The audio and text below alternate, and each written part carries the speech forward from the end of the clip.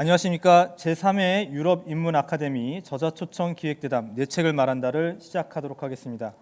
자, 유럽 인문 아카데미는 우리의 삶과 사회를 성찰하고 더 나은 삶을 모색하는 노력의 일환으로 함께 모여 유럽 인문학을 공부하는 곳입니다. 자, 오늘 저자 초청 기획대담 내 책을 말한다는 최근 5년 이내에 한국어로 출간된 인문학 저서 중 특별한 조명을 받을 만한 성씨를 이룬 저서를 선정해서 저자를 초청해서 대담을 나누는 행사입니다. 오늘 세 번째 초청 대상으로 홍익대 최성철 교수님의 저서 역사와 우연을 선정해서 오늘 대담을 진행합니다. 저는 오늘 대담을 맡게 된 고려대학교의 홍용진입니다. 예, 안녕하십니까 선생님? 예, 반갑습니다. 자, 오늘 시작하는 그 역사와 우연 책 제목부터가 좀 우리 역사학계에서는 좀 비범한 제목의 책이라고 생각을 합니다. 아마 제가 알고 있기로는 이제 뭐 국내에서도 최초지만 사실은 국외에서도 역사와 관련해서 이렇게 우연이라는 타이틀을 전면에 딱 넣고 쓴 책이 거의 없지 않나. 단행본으로는 이제 독일어권에서 한 편의 박사 논문 출판이 거의 유일하다 이렇게 이제 알려져 있습니다. 나머지 이제 뭐 영미권이나 뭐 프랑스어권에서도 굉장히 드문 사례라고 할 수 있고요. 뭐 역사를 가지고 이제 주로 얘기를 하셨지만 사실은 이제 역사를 어떻게 바라보는가는 또 철학의 문제이기도 하기 때문에 철학과 역사 두루 모든 것들을 섭렵하시면서 우연에 대해서 이제 얘기를 해주시고 계십니다. 아니나 다를까 2017년에 대한민국 학술원의 우수 학술 도서로 이제 선정이 된 책이기도 합니다. 자, 이렇게 어떻게 보면 되게 비범한 책인데 어떻게 해서 이 책을 쓰게 되셨는지 그 계기를 좀 여쭤보고 싶습니다. 예, 좀 이렇게 편하게 말씀드릴게요. 예. 사실 이 역사와 우연이라는 제목을 이 타이틀로 이 책을 쓰게 된 계기는 사실 이제 역사하면 보통 일반적으로 이 19세기 역사 서술이 학문화된 이래로 역사학이 즉 다시 말해서 역사학이 등장한 이래로 대체로 이제 역사 연구에 어떤 룰 같은 게 생기고 사료 비판 방법론 같은 것도 생기고 이론도 생기고 하면서 좀 규격화됐다고 할까요? 그러면서 이제 역사 연구의 어떤 주 대상이 된 그 탐구 대상이 되는 국가, 민족, 어떤 여러 인간들의 어떤 삶 이런 것들을 어떤 제도적인 규격 속에서 어떤 틀에 박힌 어떤 틀 속에서 이제 연구를 하게 됐고 그러다 보니까 우연보다는 어떤 필연적인 관점에서 많이들 연구를 진행했던 것 같아요. 이제 그게 어쩔 수 없는 게 뭐 학문이라는 게 어떤 진리나 진실을 추구하다 보면은 이제 추구하면서 이제 하다 보면은 이제 방법론이라는 게 나오게 되는데 그 방법론이라는 게 나름대로 규격화되고 그게 검증 가능한 여러 가지 어떤 학문적인 어떤 성격을 띠어야 되는데 그러다 보니까 역사학도 이제 그에 맞춰서 거의 더불어서 어떤 우연보다도 어떤 필연의 관점에서 많이 연구되어 오지 않았나라는 생각이 들었고 그러다 보니까 이제 중요한 어떤 역사의 한 범주로서 우연이라는 게 분명히 존재하는데도 불구하고 그러지 못하고 어떤 좀 전에 말씀드린 대로 학문의 어떤 룰이나 틀에 이제 맞춰서 연구를 하다 보니까 이제 필연을 강조하는 쪽으로 이렇게 흘러온 게 사실인 것 같아서 이거 아무래도 역사에서 이 우연이라는 걸 무시해서는 안 될 것 같다는 생각이 들었고 그래서 거기에 맞춰서 이 우연이라는 개념이 도대체 서양 지적인 전통에서 어떤 의미를 갖고 있었고 그게 실제로 역사 서술에서 또는 역사학에서 어떻게 활용되어 왔는지를 한번 검토해보는 다는 차원에서 이 책을 쓰게 됐습니다. 네. 사실 독일에서부터 제가 유학 시절부터 좀 관심을 많이 두고 있었고요. 그리고 한국에 와서도 계속 이제 그런 관심을 있고 이제 연구하려고 이제 시도를 했었지만 그게 기회가 되지 않았는데 이제 우연히 이제 한국연구재단에서 이제 저술출판 지원 사업 그런 공모 사업에 제가 응모를 했는데 그게 다 운 좋게 선정이 되면서 이제 이 책을 쓰게 됐습니다. 예, 감사합니다. 책을 맨 처음 폈을 때 이제 차례를 쭉 보면은 이제 단순히 이제 뭐 제목은 역사와 우연이지만 철학에 대해서도 굉장히 심도 있게 이제 다루고 계신데요. 어떻게 해서 이제 이 철학까지 끌어들여서 이제 이 책을 구성하게 됐는지, 그다음에 또 이제 역사를 본격적으로 다루는 2부 이후에 3부에서는 또 되게 종합적인 선생님 나름대로의 어떤 성찰을 하고 계신데 이 책의 구성에 대해서 왜 철학을 다루게 됐는지 또 이 전체적인 구성의 의미는 어떤 의미를 지니는지 좀 간략하게 말씀해 주시면 고맙겠습니다. 예, 이거 좀 슬라이드를 PPT 슬라이드를 보면서 좀 설명드리도록 하겠습니다. 이게 체계 구성입니다. 그러니까 전체 이제 서론과 결론 빼고 3개의 부로 되어 있는데요. 각 부 안에는 또 여러 개의 장, 챕터로 구성되어 있습니다. 그러니까 제가 원래 이제 그 역사학을 전공하면서 역사학 중에서도 이제 서양 사학사, 독일 사학사를 이제 그 전공하고 있는데요. 아무래도 그 우연이라는 개념이 어떻게 해서 역사 서술에서 활용되었는지를 그 검토하려고 하다 보니까 우연이라는 게 도대체 어떤 개념인지를 알 필요를 느꼈고, 그 필요성이 있다고 생각했고, 그러다 보니까 자연히 철학자들의 어떤 우연 개념을 접하게 됐는데, 보통 이제 일반적으로 우연하면요 역사가들이나 역사 철학자들이나 이런 사람들이 거론한 경우는 별로 없습니다. 거의 없고요. 실제로 역사 서술에서는 많이 활용을 해서 쓰고는 있지만, 우연을 개념 정의한 역사가들은 20세기 들어와서 조금 이제 시도가 됐지, 그 전에는 거의 없었습니다. 그러다 보니까 어떤 데서 이제 바로 어떤 학문 분야에서 우연을 연구하고 이렇게 개념 정의를 해왔냐면요, 철학이죠. 철학에서. 서양 철학에서 이제 그런 걸 주로 하다 보니까, 그리고 실제로 우연에 대한 연구는 역사학보다는 철학에서 주로 이제 많이 방대하게 이루어져 왔습니다. 그러니까 철학 분야에서는 우연과 관련된 그런 저술이, 학술 서적이 엄청나게 많은데 정작 역사학에서는 별로 없었던 거죠. 그래서 어쩔 수 없이 하다 보니까 이제 철학 사상에서 우연 개념이 어떻게 정의되고 있는지를 검토할 필요성을 느꼈고, 그렇게 해서 이제 쭉 고대부터 현대까지 추적하게 됐던 거죠. 그래서 먼저 철학 사상에서 이제 우연이 어떻게 정의되어 왔는지를 쭉 검토를 했고, 그리고 이제 실제로 이제 본격적으로는 제 2부가 이제 제 핵심적인 테마인데, 바로 역사 서술에서 과거에 서양의 역사가들이 또는 역사학자들이 우연을 어떻게 역사 서술이나 역사 연구에서 활용해 왔는지를 쭉 검토하게 됐습니다. 그래서 이제 그게 막 2부고, 그래서 이제 철학 사상에서 우연과 역사 서술에서 우연을 종합적으로 검토한 다음에, 연구한 다음에 마지막 3부에서 이걸 한번 이론화시킬 필요가 있겠다라는 생각이 들었습니다. 그래서 물론 이제 거창한 건 아니고요, 제 나름대로 연구 결과 이런 것들을 좀 끄집어내서 조금 이론까지는 아니지만 이론적인 접근으로서, 이론적인 어떤 의미를 갖는 어떤 뭐랄까요, 성찰의 결과로서, 연구의 결과로서 이론적인 어떤 시도를 해볼 필요가 있다고 느꼈고, 그렇게 3부에서 제 나름대로 이걸 정리해서 역사 이론으로서 우연이라는 어떤 몇 개의 챕터를 구성하게 됐던 겁니다. 그리고 이제 마지막 결론 내리고 끝냈던 거죠.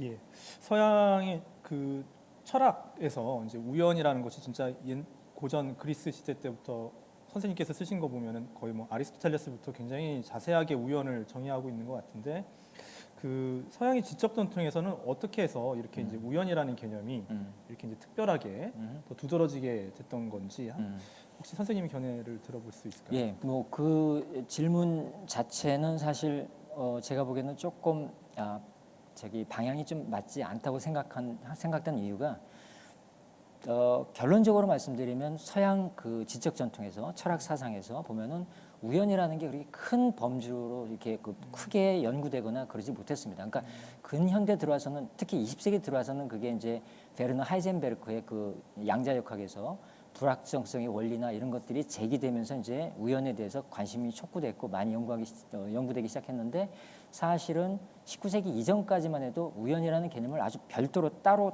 떼가지고 연구된 경우는 그렇게 많지 않았습니다. 그러니까 뭐냐면은 주로 철학에서 연구된 건 필연이었죠. 필연 개념을, 필연성 가지고 많이 논의하다가, 양태 개념 중에서 필연 가지고 얘기하다가, 필연을 얘기하다 보면 반대 개념으로서 서양의 지적 전통 중에 하나가, 방법론 중에 하나가 변증법이라고 있잖아요. 그래서 이제 서로 한 사물 안에 모순되는 대립되는 관점들 서로 동시에 놓고 관찰하는 그런 반증법적인 관점이 입각해서 필연에 반대되는 상대 개념으로서 이제 우연이라는 개념이 떠오르기 시작했고, 거기에 대해서 이제 사람들이 고민하고 성찰하고 연구하기 시작했던 것 같아요. 그래서 이제 철학에서 그렇게 논의됐던 건데, 사실은 서양 철학에서 지적 전통의 계보를 보면은 우연보다는 필연이 주류를 이뤘다고 보면 되고요.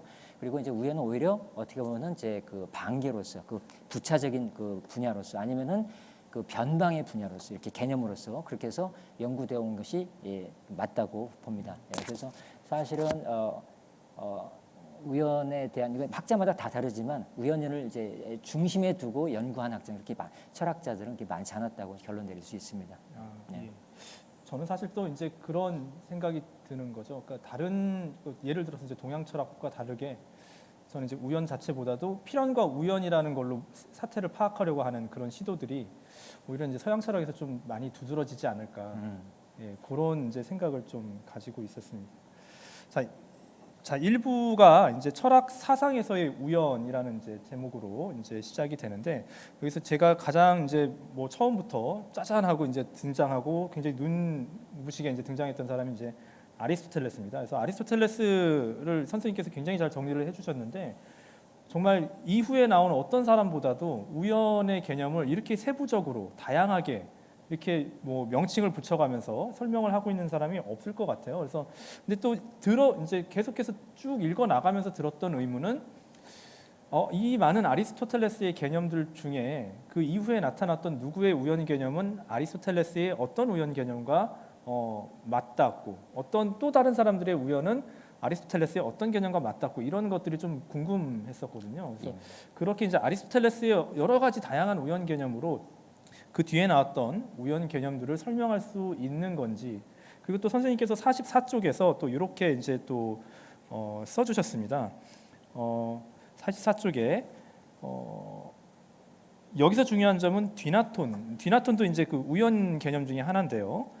뒤나톤이 힘이나 능력만이 아니라 가능성이라는 의미도 갖고 있다는 점. 그리고 이 가능성으로서의 뒤나톤이 바로 여기서 문제가 될 뿐만 아니라 앞으로도 문제가 될 이 책 전체에서 중요한 우연 개념과 완전히 일치한다는 점이다. 이렇게 이제 써주셨는데 사실 또 이제 뒤에 쭉 읽다 보면 뒤나톤은 또 안 나와서 요걸 좀 더 설명을 좀 해주시면 요 부분을 이해하는데 좀 좋을 것 같습니다. 예, 그 아리스토텔레스 하면은 제가 좀 약간 슬라이드를 좀 보도록 할게요. 이거 꼴로다. 우연 개념은 넘어가고요. 이 아리스토텔레스는 죄송합니다.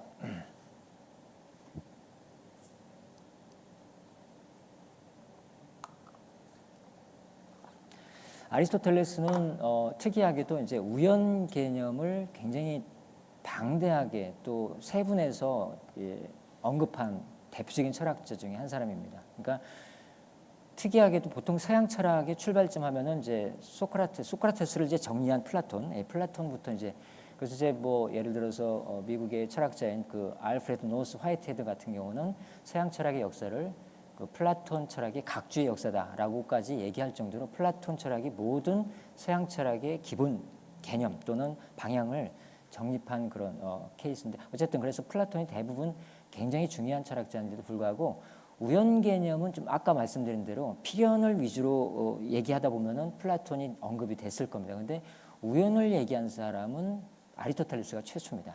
플라톤은 저작을 뒤져봐도 우연에 대한 언급이 거의 없어요. 그래서 이제 이데아론을 중심으로 얘기하고 관념론적인 어떤 그런 전통을 세운 플라톤의 철학은 우연 개념을 찾아볼 수 없고 아리스토텔레스의 이제 저작들 중에서 수많은 저작들 중에서 이제 그 자연학, 피지카 그다음에 그 다음에 나온 이제 메타피지카, 형이상학 이런 책들에서 그밖에 범주론이니 몇 가지 명제론이니 그런 다른 저작들에서도 뭐 우연에 대한 언급이 있지만 주로 이 두 저작에서 우연에 대해서 언급을 하고 있거든요. 그러니까 자연학은 주로 이제 어떤 사건이 어떻게 해서 발생했는지를 논한 이제 그런 책이라고 할 수 있고 메타피지카, 형이상학 같은 경우는 그 양태 그것이 어떤 방향이나 어떤 특징, 어떤 성향을 갖고 전개되는지를 이제 논한 거니까 뭐 가능성, 필연성, 우연성 뭐 그런 것들이 논의된 책이라서 메타피지카 이 두 책에서 이제 우연에 대한 언급이 쭉 되고 있는데 사실은 제가 이게 5가지로 정리를 했지만 이게 체계적으로 정리되어 있는 건 아니에요.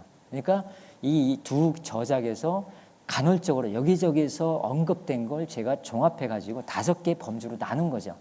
이건 어떤 서양의 어떤 책에서도 이게 정리된 바가 없습니다. 이건 제가 최초로 시도했다고 감히 자랑스럽게 말씀드릴 수 있는 건데요.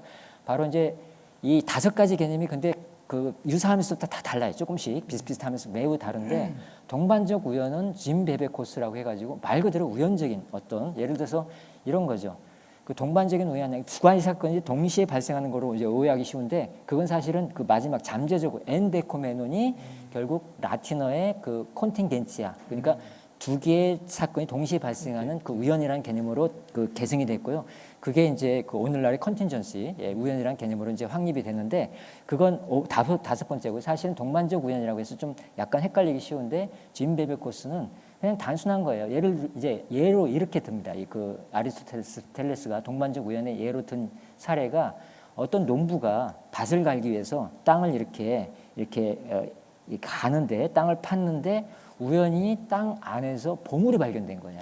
이제 그걸 갖다가 동반적 우연의 사례다라고 얘기했는데 저는 아무리 봐도 제가 생각하는 동반적 우연의 사례는요 이런 거죠. 어떤 사람이 그 집 안에 있다가 밖으로 나오는데 마침 나오는 순간에 위에 처마에서 아니면 뭐 천장에서 뭐 돌이나 이런 것들이 떨어져 가지고 뭐가 떨어져서 머리에 맞는 거. 이게 이제 두 개의 사건이 동시에 발생하면서 생긴 우연이잖아요. 이제 그걸 저는 기대를 했는데 그게 아니라 이 동반적 우연의 사례로 그 어떤 농부가 땅을 그 팠는데 거기서 이제 보물이 발견된 걸 동반적 우연이라는 사건으로 이제 예를 들고 있더라고요. 그래서 그건 이제 짐 베베코스, 그다음에 이제 행운적 우연. 이 치케는 나중에 이제 역사 서술에서 많이 이제 등장하는데 그 그리스의 역사 철학의 역사의 아버지라고 불리는 헤로도투스부터 시작해가지고 투키디데스, 그다음에 그리스 최고의 역사가로 제가 평가하는 폴리비우스, 이런 사람, 헬레니즘 시대 그리스 역사가죠. 그래서 이런 사람들에게서 이제 치케라는 개념이 계속 나오는데 이건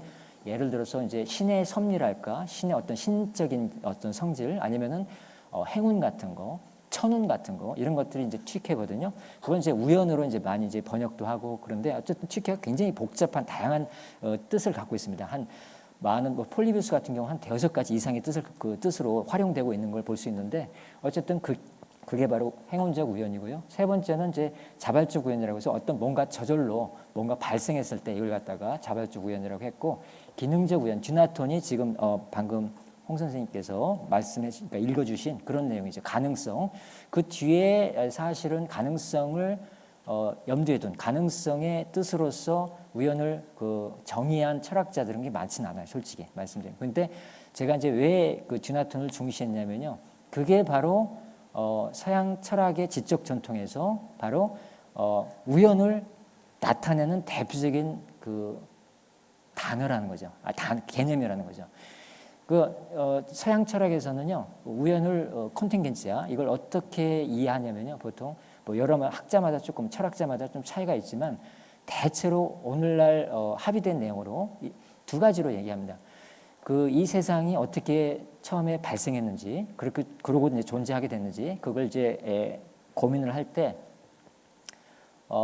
두 가지 관점에서 우연을 정의하고 있는데 그 뭐냐면 하나는 지금 우리가 보는 이 현상계, 이 현실 세계와는 다른 방식으로 이 세계가 생성되고 존재할 수 있었다라는 거죠. 그러니까 지금과는 다른 방식으로 존재할 수 있었다는 게 첫 번째고요. 두 번째는 이러한 이 현실 세계가 아예 존재하지 않을 수도 있었다는 거. 그 두 가지입니다. 그러니까 현재 우리가 보는 현실 세계와는 다른 방식으로 존재할 수 있었다라는 게 첫 번째 우연의 개념이고 두 번째는 아예 이 현실 세계가 존재하지 않을 수도 있었다는 거. 그게 이제 두 번째. 그래서 이 콘팅겐치를 두 가지 의미로 그렇게 많이들 생각을 했거든요. 그래서 그 듀나톤이라는 그 가능적 우연이라고 제가 번역한 이 듀나톤은 사실은 그 이후에 서양 철학의 대부분의 사람들이 직접적으로 언급하면서 정의하지는 않았지만 그 속뜻은 바로 그 속의 숨은 뜻은 바로 그 가능성을 염두에 두고 있다는 거. 그러니까 어떤 지금 보이는 세계가 아닌 다른 식으로 이 세계가 만들어졌고 지금 이어져 왔을 수도 있다는 게 바로 우연이라고 이제 생각하고 그렇게 해서 많이들 정의해 왔다는 거죠.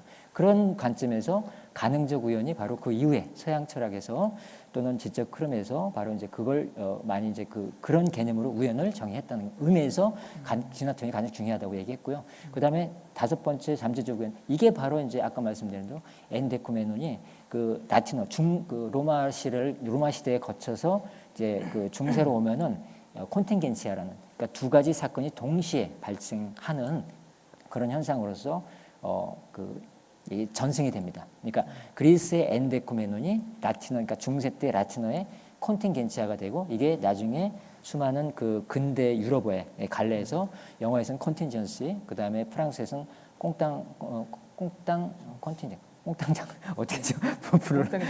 꽁땅장스를 예. 독일어로는 컨팅겐츠 이런 식으로 해서 다 그 이렇게 전승되어 옵니다. 그래서 이제 잠재적 우연 개념이 바로 그 서양의 이제 그 우연 개념으로 이렇게 전승돼 왔다고 볼 수 있습니다. 사실 이 5가지 중에서 다 활용됐다기보다는. 그렇다면 아리스토텔레스에서는 선생님께서 보실 때 이렇게 5가지 용어로 이제 나누어서 설명을 하고 있지만 사실은 이게 이제 여러 가지 이제 융합 작용을 일으켜서 이후에는 가장 이제 지배적인 의미를 띠게 되는 게 이제 가장 중요한 의미를 띠게 되는 게 가능적 우연으로서의 이제 그렇죠. 예. 예.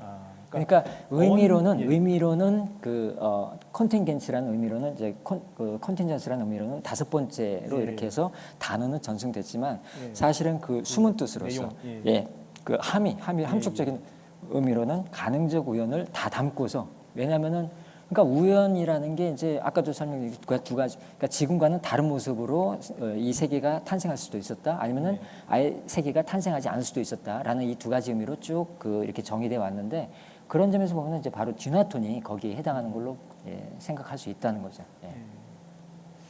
잘 알겠습니다. 자,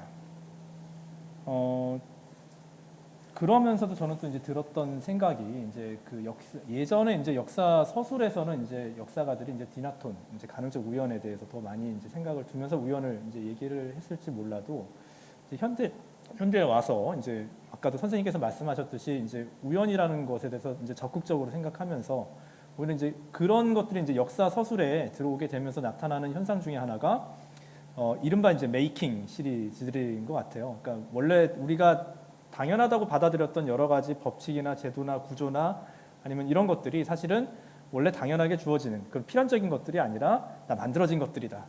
그죠? 뭐 국가도 만들어진 것이고 뭐도 만들어진 거고 전통도 만들어진 거고 이렇게 이제 얘기가 나올 때 저는 이제 그런 점에서 비춰봤을 때는 역사에서 사건이라는 것이 일어나는 것은 어떻게 보면 아우토마톤 자발적인 우연들의 세계로 바라보고 있는 것은 아닌가.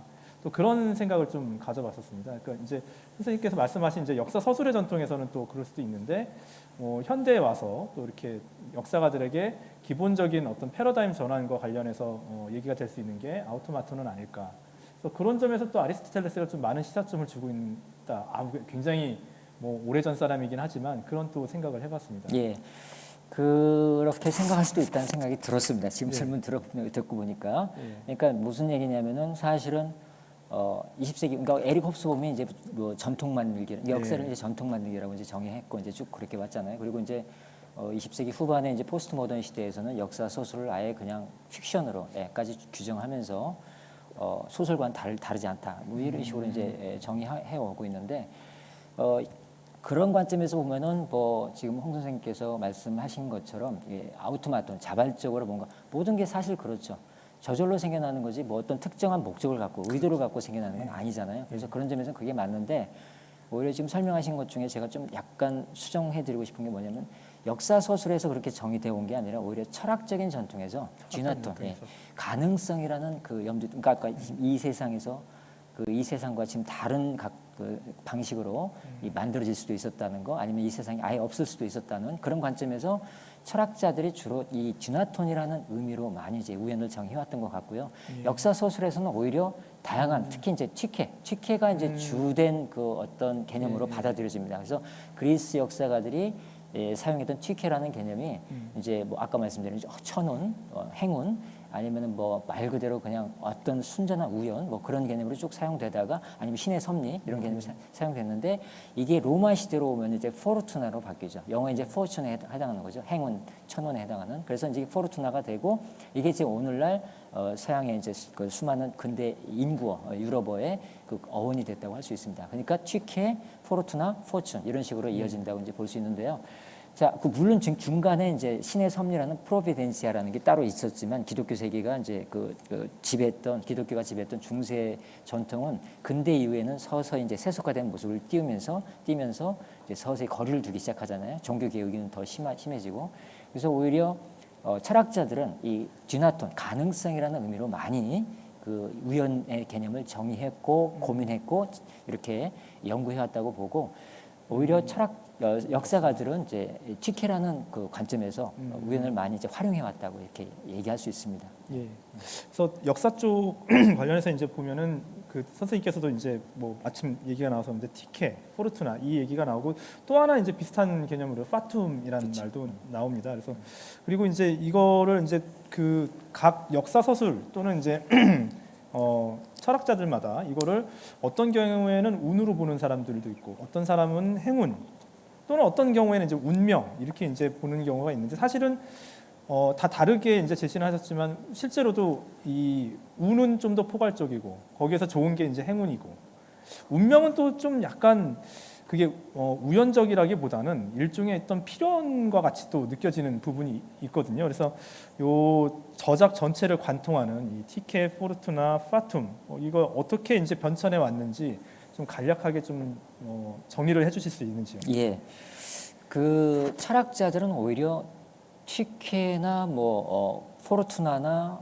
파툼이라는 관점보다는 그 아까 말씀드린 뭐 엔데코메논, 콘팅겐치아 이런 관점에서 듀나톤 이런 관점에서 역사의 그러니까 뭐죠 우연이라는 개념을 정의해 왔고요. 오히려 역사가들이 이제 튀케 가지고 실험을 했던 거죠. 그게 이제 그 로마로 오면 이제 바로 이제 그 포르투나로 바뀌고 더불어서 같이 동시에 등장한 게 이제 어떤 운명의 여신으로서 그리스의 이제 모이라라는 이제 그 신이 있거든요. 그런 것들도 또 받아들여지면서 이제 바로 파툼, 운명이라는 것들도 이렇게 비슷한 개념으로 쓰기 시작했는데 사실은 포르투나나 뭐 파툼이나 이 그 치케라는 개념이 그 시대적인 그 변화 속에서 다르게 수용됐다기보다는 지금 좀 전에 아까 말씀드린 대로 치케라는 그리스 개념이 로마에서 포르투나로 변하고 그게 근대 와서 포춘으로 변해 왔던 것처럼 그 의미는 크게 변하지 않았던 것 같아요. 그 기본적인 어떤 행운, 천운, 어떤 운명 이런 것들 비슷한 개념들을 다 동시에 담고 그런 식으로 전승돼 왔는데 문제는 이제 포르투나하고 파툼은 조금 다른 개념이죠. 그러니까 치케를 로마인들이 받아들일 때 포르투나로 받아들였는데 동시에 또 나온 게 아까 모이라 같은 파툼이라는 개념이에요. 운명이에요, 운명. 예, 운명은 이 운을 뜻하는 포르투나하고는 또 달리 바로 이제 운명 말씀하신 것처럼 홍 선생님이 말씀하신 것처럼 어떤 운명하면은 이미 결과론적으로 두고 봤을 때 그건 어떤 필연에 가까운 거죠. 사실은 주어져 있는 거 아니냐 미 하늘에서 또는 뭐 어떤 신이 뭐 이런 식으로 그렇게 생각하기 쉬운데 그 역사 서술에서는 그리스인들이나 그 그리스 역사가들이나 로마 역사가들이 그걸 우연의 의미로 많이 사용합니다. 이 운명이라는 게 예를 들어서 전쟁, 전투나 이런 거 봤을 때 이게 어떤 식으로 전개될지 전혀 알 수 없고 그게 바로 운에 따라서 달라지고 결국 어떤 사람이 전쟁에서 승리할 수 있었음에도 불구하고 패배했다. 또는 반대로 어떤 사람이 패배 직전에 갔었는데 우연히 그 승리를 거뒀다. 이런 여러 가지 다양한 사건들이 그러니까 그 여기 전개 방향이 있을 텐데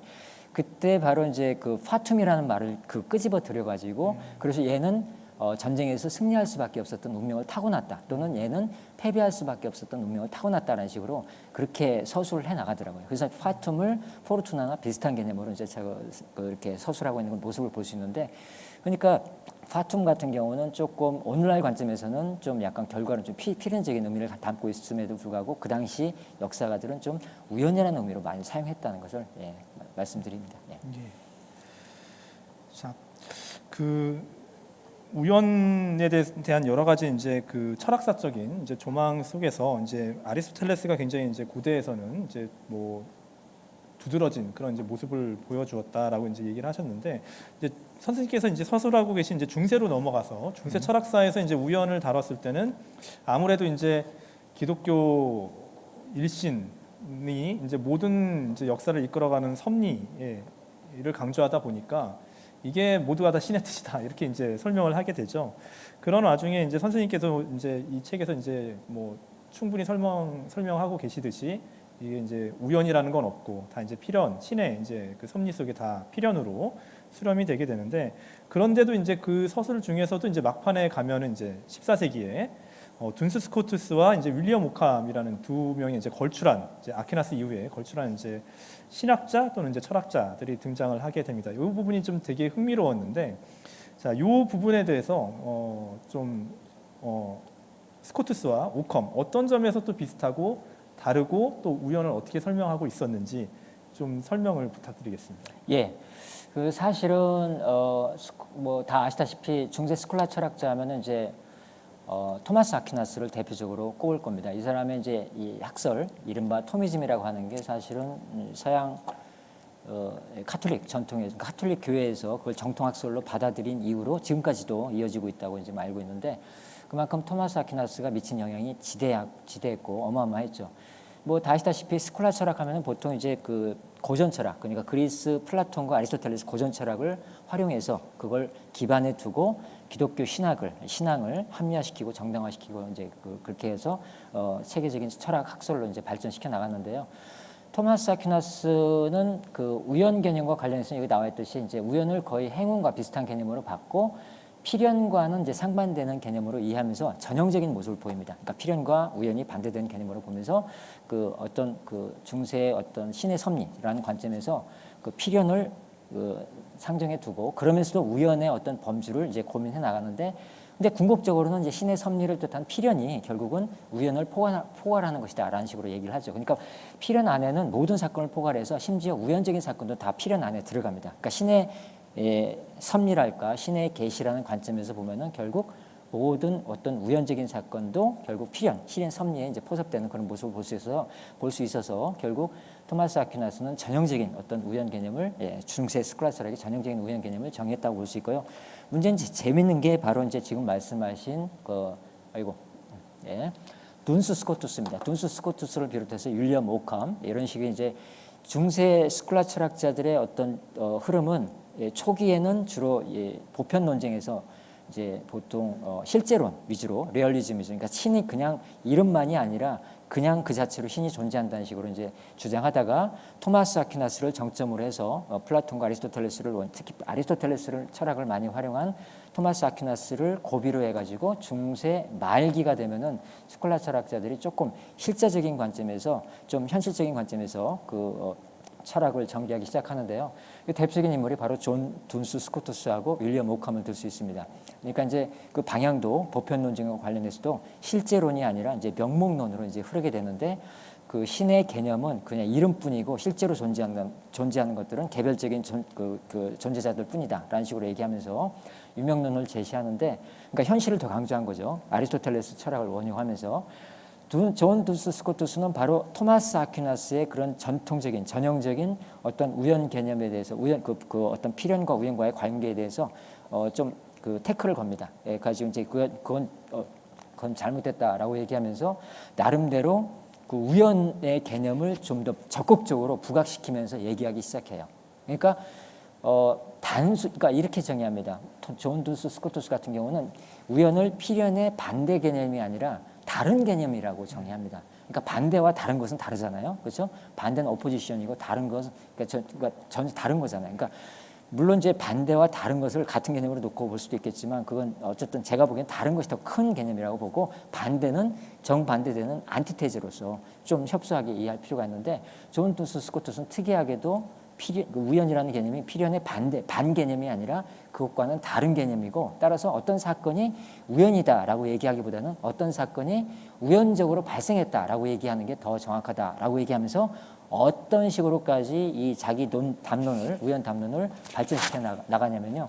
모든 것은, 이 세상에 존재하는 모든 것은 우연적인 사건이다라고까지 얘기합니다. 그러니까 우연이라는 개념을 적극적으로 활용해서 얘기하고 있고, 우연 개념을 정의하기보다는 어떤 사건이 우연적이다, 필연적이다, 형용사용으로 정의를 합니다. 그래서 바로 우연적이다, 어떤 사건이 우연적으로 발생했다, 또는 어떤 사건은 우연적이다라고 이해하는 게 더 정확하다라고 얘기하면서, 우연은 바로 필연과 다른 개념이고 어떤 사건은 우연적으로 발생했다라고 얘기하면서, 결국 따지고 보면은 모든 사건은, 이 세상에 존재하는 모든 존재는 결국 우연적이다라고까지 적극적으로 얘기를 하고 있는데, 이제 결국 그 한계는 뭐냐면요. 마지막에 가서는 존 둔스 스코투스도 결국 중세 스콜라 철학자답게 그 틀에서 벗어나지 않습니다. 결국 그 우연도 결국은 신의 섭리 안에 포섭된다라는 식으로 얘기를 해요. 뭐 잘 알려져 있다시피 존 둔스 스코투스 하면 좀 특이한 게, 서양의 지적 전통에서 이제 한 가지 특이한 게 뭐냐면요.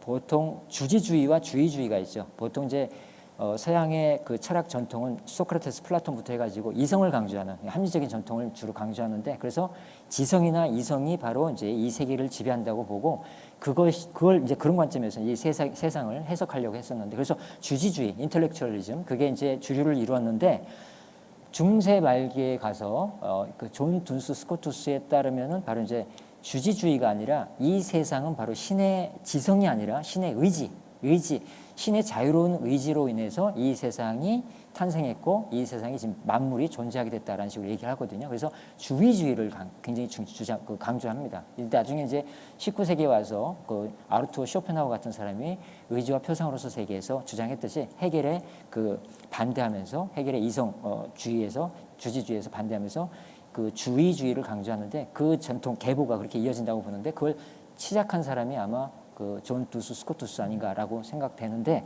그만큼 신의 의지를 강조했고 신의 섭리 안에 우연의 개념이 들어가 있고 그래서 우연도 결국 신의 섭리 안에 포섭되면서 궁극적으로는 이 신의 섭리 안에 우연이 포섭되는 그런 모습을 보이면서 결국은 필연적인 쪽으로 기울게 되지 않나. 결과적으로 이제 그런 식으로 결론 내리고 끝내는 것 같아요. 예.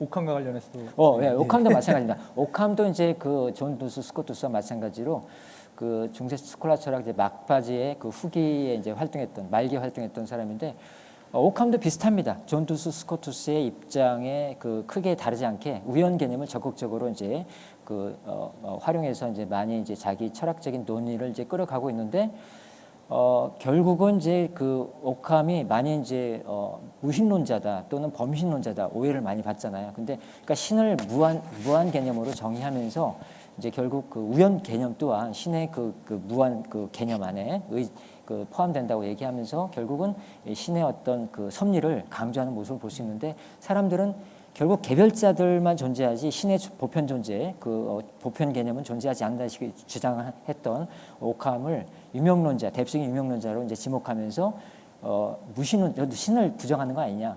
이제 그런 식으로 이제 또는 신을 너무 이제 모든 걸 다 신으로 보는 거 아니냐 이런 식으로 해서 그 오해들을 했는데 사실은 옥함이 그렇게 해명을 합니다. 나는 신을 부정하는 것이 아니라 또는 나는 모든 것이 다 신이라고 주장하는 게 아니라 신을 그냥 무한한 그 확장 개념, 무한 개념으로 좀 더 드넓히고 더 넓게 하기 위해서, 그러니까 드넓게 하기 위해서 그렇게 정의했을 뿐이지 신의 개념을 부정하거나 이제 그러진 않았다라고 얘기하고 있죠. 그래서 우연 개념과 관련해서 아무튼 결국 스코투스와 비슷하게 옥함도 결국 똑같이 그 신의 섭리 안에 포섭되는 개념으로 이해합니다. 그래서 스콜라 철학의 그 철학자다운 그 한계를 좀 보이고 있다고 봅니다. 예. 잠깐 무한 개념이 나와서 그런데 무한하니까 이제 그 니콜라스 쿠자누스도 생각이 나고, 예, 맞아요. 그다음에 조르다노 브루노도 이제 생각이 나는데 예. 사실 그 부분에서도 좀 다뤄줬으면 하는 아쉬움이 좀 예. 있긴 합니다. 그건 다루지 못했습니다. 예, 뭐 모든 철학자를 다 다룰 수가 없어가지고요. 예. 자, 그럼 3장 이제 근대를 넘어가게 되면 이제 우연의 재발견이라고 하는 그 제목을 달고 있습니다. 여기서 이제 선생님께서 뭐 수아레스, 스피노자, 라이프니츠, 뭐 칸트까지 이제 아울러서 근대 시기에는 이제 우연이라는 것이 이제 다시 이제 자기의 모습들을 필연의 벽을 뚫고 나와서 우연의 모습을 드러냈다라고 얘기를 하면서도 또 이제 이 근대 철학자들도 또 근대 철학이라는 것이 서양의 근대 철학이 궁극적으로는 또 이제 자연과학의 어떤 근거가 되는 철학이 되려고 하는 그런 이제 의지를 보여주게 되면서 또 이제 필연에서 또 이제 우연들이 벗어나진 못하는 그런 모습을 보여주고 있거든요. 그래서 그럼에도 불구하고 이제 선생님의 평가가 약간 이제 좀 제가 봤을 때는 좀 상반되다고 느꼈던 게 뭐 수아레스도 그렇고 스피노자, 라이프니츠가 뭐 우연을 말하면서도 결국에는 필연으로 수렴시켰다라고 하면서 안타깝다 이렇게 이제 그렇게 말씀을 하셨지만 또 반대로 칸트에 대해서는 서양 철학사상 최초로 우연의 인과성을 부여하면서 우연 개념의 무한한 의미 확장 가능성을 종합적으로 사유했다 이렇게 말씀을 하셨습니다. 근데 제가 봤을 때 인과성을 부여한다는 게 어떻게 보면은 우연이라는 것을 또 필연으로 환원시키는 건 아닌가. 그래서 우연을 필연으로 활용시켰는데 앞에 사람들은 비판했지만 뒤에 사람에 대해서는 또 이렇게 긍정적으로 서술하시는 게 어떤 의미인지 제가 봤을 때는 좀 약간 서로 반대되는 것 같아서 좀 설명을 부탁드리겠습니다. 제가 칸트로 넘어가도록 할게요. 지금 잘 지적하셨는데 사실 읽기에 따라서는 그게 모순되는 그 주장이라고 할 수 있습니다. 그러니까 이제 중세 스콜라 철학자들뿐만 아니라 근대 초의 그 수아레즈나 뭐 라이프니츠나 이런 뭐 볼프나 이런 사람들 다 보면은 스피노자도 그렇고요. 예, 결국은 이제 우연의 개념에 대해서 또 언급은 하지만 궁극적으로는 그 항상 무한 개념 또는 실체 개념에 그 해당하는 신의 그 관념에서 벗어나지 않습니다. 그러니까 신의 어떤 그 보편 개념을 항상 중심에 두고 모든 걸 정의해 나가고 있는 모습을 볼 수 있는데, 따라서 우연에 대해서 아무리 그 다양하게 정의한다 하더라도 결국 궁극적으로는 또 결국 그게 다 신이라는 어떤 실체 개념, 보편 개념 안에 이제 포섭된다라고 이제 얘기하면서 필연으로 이제 돌아가는 모습을 볼 수 있는데, 이제 그걸 제가 이제 비판적으로 쓴 거죠. 사실은 비판이라기보다 그 당시 사람들 입장에서는 당연한 그 현상이라고 봅니다. 근데 문제는 칸트를 갖다가 제가 이제 칸트의 우연을 갖다가 인과성을 부여하면서 우연 개념을 완전히 필연의 개념 비슷하게 제가 정의한 사람으로 정의를 했는데, 사실은 우연 개념을 제가 이제 그렇게 쓴 게 아니라 칸트가 그렇게 직접 얘기하고 있어요. 그러니까 인과적인 어떤 모습이 보여요. 그러니까 필연에서 얘기될 만한 그런 얘기들. 사실 우연하면은 인과성이 없는 거죠. 원인이 없는. 그래서 이 원인을 찾아낼 수 없는, 인과성을 찾아낼 수 없는 현상을 갖다가 보통 우연이라고 했는데, 무인과성, 무법칙성, 무계획성 이런 것들을, 비의도성 이런 것들이 다 우연인데, 칸트에게서는 우연을 양태 개념이 있죠. 모달리티스라고 하는데, 모달리티 양태 개념을 정의하면서 우연을 그런 식으로 정의한 모습이 보여요. 저작 속에 나오거든요. 그래서 인과적인 어떤 모습까지도 우연의 그 개념 안에 집어넣어 가지고 설명하고 있는 모습을 보이는데, 그래서 저도 좀 약간 당혹스럽습니다. 이걸 갖다가 어떻게 이해해야 될지. 근데 그래서 저는 이제 거꾸로 반대로 이해했죠. 우연을 갖다가 좀 포괄적으로 정의하다 보니까 필연의 모습을 갖고 있는 인과성까지도 우연의 개념에 집어넣어가지고 이 우연 개념을 좀 확장시킨 게 아닌가라는 식으로 해석을 해서 제가 그 책에 그렇게 썼던 겁니다. 사실 제가 봐도 좀 이해가 안 되는 부분이, 제가 잘 이해 못했을 수도 있죠, 물론. 제가 칸트 전공자도 아니고. 그래서 저는 이제 이제 사장은 이제 최근세 우연의 태장에서 가장 잘 알려져 있다시피 헤겔 같은 사람들이 등장을 하게 되고, 헤겔의 절대 정신 같은 경우 보면 진짜 또 신을 대체한 또 어떤 거대한 힘이기 때문에 모든 것이 또 이제 우연히 또 이런 필연 안에 이제 완전히 이제 종속되는 모습을 보여주고, 그 다음에 이제 현대 세계에서는 오히려 이제 필연 없는 우연의 세계를 이제 다루고 있다는 점에서 이제 쭉 이제 서술을 하고 계신데요. 이 전체적인 이제 그 철학에서 이제 이야기하고 있는 우연을 보게 되면, 제가 좀 이제 정리를 하기로는 이제 과연 이제 우연이라는 게 어떻게 정리가 될 수 있을까, 또 이렇게 저는 생각을 해봤습니다. 이렇게 불확정성, 그다음에 다양한 가능성, 또는 이제 예측 불가능성, 이런 것들로 이제 생각을 할 때 그 우연이라는 게 인간의 입장에서만 우연인 거고, 사실은 인간이 아닌 다른 관점에서 봤을 때는 나름대로의 어떤 인과관계가 또 따로 있는 것이 아닌가. 그 인과관계를 인간이 모르다 보니까 이제 우연이라고 지칭하고, 그냥 물리적인 과정 또는 자연적인 과정에서는 어차피 나름대로 필연적이었던 건 아닐까, 이렇게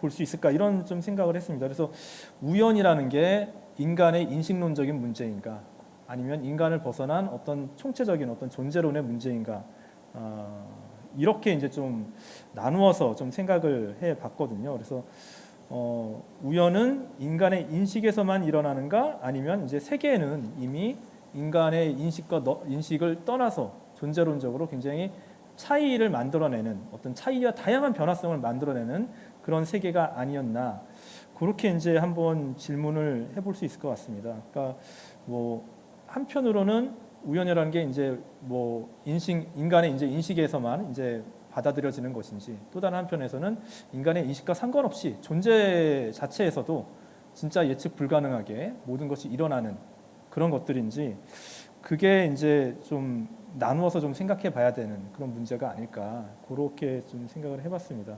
그래서 만약에 이제 인간의 인식에서만 우연이고, 그 밖에 실제로 일어나는 일들은 나름 인간이 모르는 거지만 필연이다, 이렇게 얘기한다면, 사실 이제 나름대로 중세나 근대에서 얘기했던 우연과 필연을 이제 일치시키는 그런 태도도 우리가 이해할 수 있는 건 아닐까, 또 그런 생각을 해봤거든요. 그래서 어떻게 생각하십니까? 예, 지금 해결로 가보겠습니다. 그러니까 지금 잘 지적해 주셨는데요. 그러니까 과연 우연을 질문의 요지는 이제 과연 우연을 인식론적인 차원에서 우리가 이해를 해야 되느냐, 아니면 존재론적인 차원에서 이해해야 되느냐, 그 질문이신 것 같은데 저는 둘 다 고려해야 된다고 봅니다. 그러니까 지금 중간에 이제 말씀하신 중에 나왔는데 사실 중세 때 우리가 인간의 눈에 봤을 때, 인간의 그 감각기관으로 이제 이해했을 때는 이게 우연처럼 보이지만 그 저 높은 상해 차원에서 예를 들어서 형이상학적인 전제로 두고 봤을 때 신이 됐든 실체 개념이 됐든 뭐가 됐든 간에 무한한 어떤 초자연적인 절대자의 입장에서 봤을 때는 그게 필연이라는 거지. 어떤 그 신의 계획 또는 신의 의도 또는 신의 섭리에 그 미리 계획된 그 과정에 따라서 일어나는 어떤 사건으로 볼 수 있다는 거죠. 그래서 그런 점에서 필연이 아니냐 아니겠느냐 뭐 타당한 지적이라고 봅니다. 근데 그게 이제 딜레마예요. 저는 이제 우연 개념에서 가장 핵심적인 게 이제 바로 그 부분이라고 생각하는데 우연을 어떻게 이해할 것인가. 인식론적인 차원이나 존재론적인 차원에 대한 문제뿐만 아니라 그 갈등뿐만 아니라 과연 우연을 형이상학적인 어떤 전제에 두고 볼 것이냐 아니면 인간 세계, 인간의 눈으로만 볼 것이냐. 이제 현대에 와서는 이제 신을 부정하는 그런 어떤 무신론적인 입장에서 봤을 때는 다 우연이죠. 그래서 우연이 강조되고 근데 그 19세기까지만 해도 근대 세기까지만 해도 여전히 그 신이 많이 세속화돼 종교가 많이 기독교가 세속화됐다 하더라도 여전히 어떤 절대적인 어떤 초자연적인 절대제를 항상 염두에 두고 있기 때문에 형이상학이 죽진 않았잖아요. 그러다 보니까 우리가 보기에 우연의 세계처럼 보이지만 궁극적으로는 이게 필연의 세계다라는 그 내심 그 저변에 깔려 있는 생각들이 쭉 있었던 것 같아요. 제가 철학자들 책을 주제로 보면 이제 그런 걸 많이 느꼈는데 바로 이제 거기서 이제 고민이 시작되지 않나 싶어요. 그래서 잘 지적하신 대로 이제 해겔을 예를 들자면요. 해겔 같은 경우는 이성의 법칙 또는 자유의지의 어떤 그런 실현의 과정을 역사로 보고 그래서 이성의 법칙이 이 세계를 지배하고 역사를 지배해왔다고 주장하고 있기 때문에 그러니까 우연이 들어갈 자리가 없는 거죠. 모든 게 다 필연이에요. 신의 관점에서 어떤 초자연적인 절대적 관점에서 이제 그래서 이제 우연이 거의 뭐 여기 나와 있듯이 악마성, 부당성, 무의성, 반법칙 뭐 이렇게까지 아주 부정적으로 해석되고 있는 모습을 볼 수 있는데요. 그럼에도 불구하고 저는 이제 해겔에서 이제 그 다른 중립적인 계열의 그 어떤 이런 다양한 의미를 이제 부여하고 있는 모습을 볼 수 있거든요. 우연에 대해서. 그러니까 그래서 좀 종합적으로 말씀드리면 그러니까 지금 다시 원래 문제로 돌아와서 질문으로 돌아와서 그럼 우연을 과연 인식론적인 차원에서 이해해야 될지 존재론적인 차원에서 이해해야 될지 그 둘 다라고 지금 둘 다를 고려해야 된다고 말씀드렸는데 바로 인식의 차원에서 보면은 바로 이제 인간 인식이 한계가 있으니까 분명히 우연으로 보이는 것도 필연으로 해석될 여지가 있겠죠. 더군다나 존재론적인 차원에서 보면은 우리가 존재를 그 이해하거나 그 해석하는데 한계가 있기 때문에 그 초자연적인 절대자를 상정하게 된다면 신이나 이런 상정하게 된다면 결국은 이 모든 것들이 필연의 세계 아닐까라고 생각하기 쉽습니다. 근데 인식의 관점에서든 존재론적인 관점에서든 결국 우연이라는 것은 아까 가능성 쥐나툼 말씀하셨는데 그런 차원에서 보더라도 우연은 결국 필연의 세계의 반대가 됐든 아니면 필연 세계와 다른 그 개념이 됐든 간에 존재할 수밖에 없다. 그러니까 필연의 반대 개념으로서든 필연과는 다른 개념으로서든 어쨌든 우연이 가능성의 개념으로서 존재하는 한 우연의 개념이 언제나 존재할 수밖에 없다라고 생각됩니다. 그래서 인식론 차원이나 존재론적인 차원에서 우연이라는 것은 반드시 우리가 고려할 수밖에 없는 그런 어떤 상위범주까지는 아닐지 몰라도 적어도 필연의 다른 개념으로서 상정하고 우리가 논의해야 되지 않을까라는 생각이 듭니다.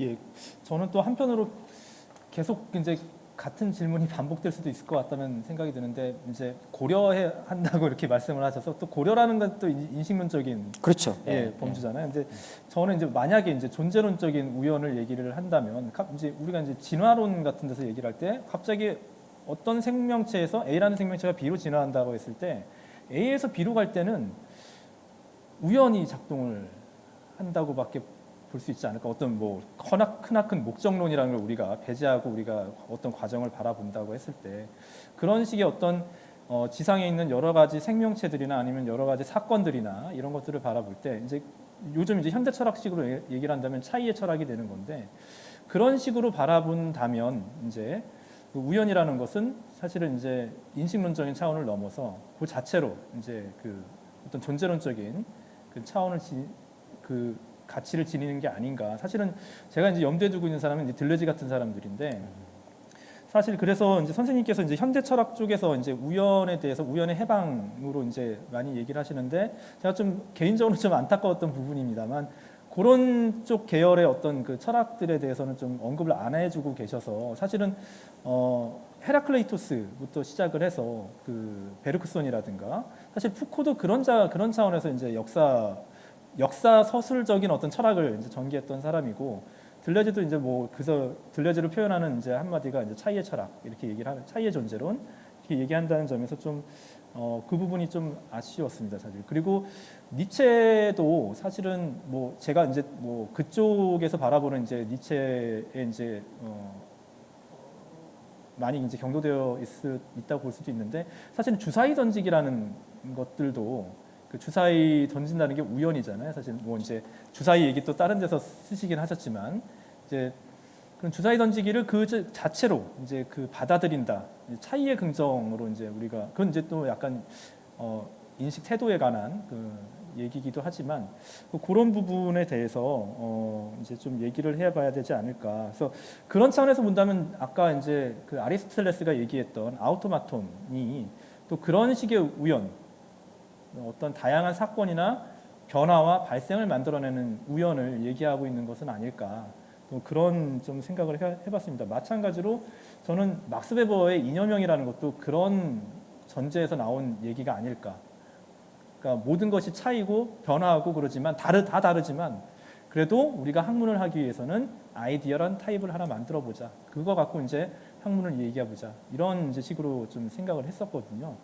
뭐 제 생각에 대해서 어떻게 평가를 해주실 수 있겠습니까? 예, 지금 한번 자크모노를 한번 살펴보도록 할게요. 현대 그 생화학자인가요? 생물학자인가 뭐 그런데 이분이 이제 노벨상도 받잖아요. 그래서 이분이 쓴 책 안에 보면은 이제 중요한 내용이 나옵니다. 아까 좀 진화 말씀도 하셨는데 바로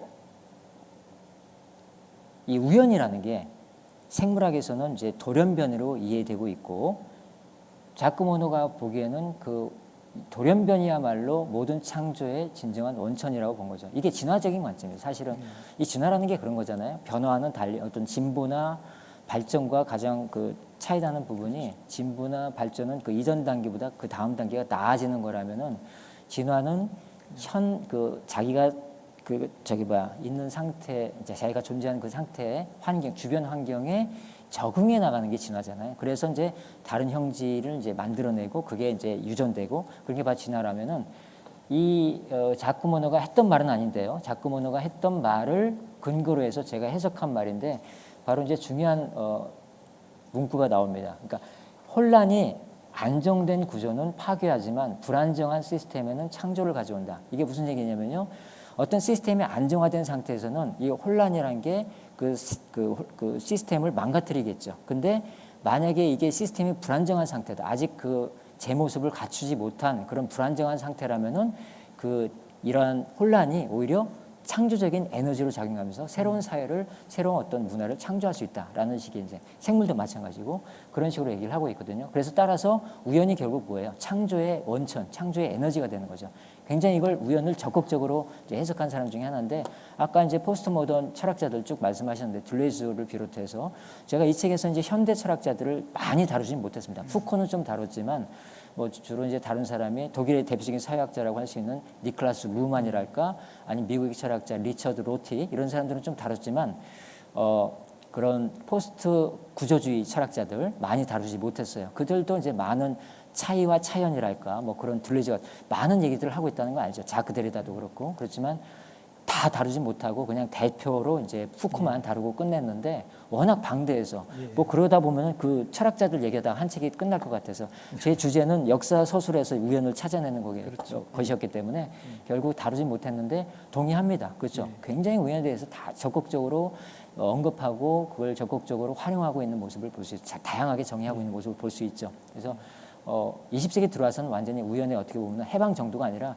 완전히 그냥 상종가를 치면서 하나의 그 성의 범주로 자리 잡고 있는 필연이랄까 신의 섭리랄까 뭐 이런 것들은 다 밀려나고 바로 이제 우연히 그 제자리를 찾은 하이젠베르크의 불확정성의 원리가 큰 영향을 줬다고 생각합니다.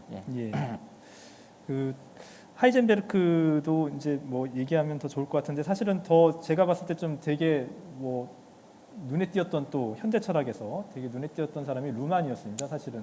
그러니까 기존에 제가 아까 말씀드렸던 그런 모든 사람들이 이제 모든 걸 차이와 우연으로 바라보고 있을 때 그것만 갖고 이제 생각하는 게 아니라 이제 일종 이제 철학적 개념으로는 동일자 개념일 수도 있는 구조와의 관계 속에서 이제 그 우연을 또 설명을 한다는 게 굉장히 독특했었는데 여기에 대해서 좀 더 좀 설명을 부탁드리겠습니다.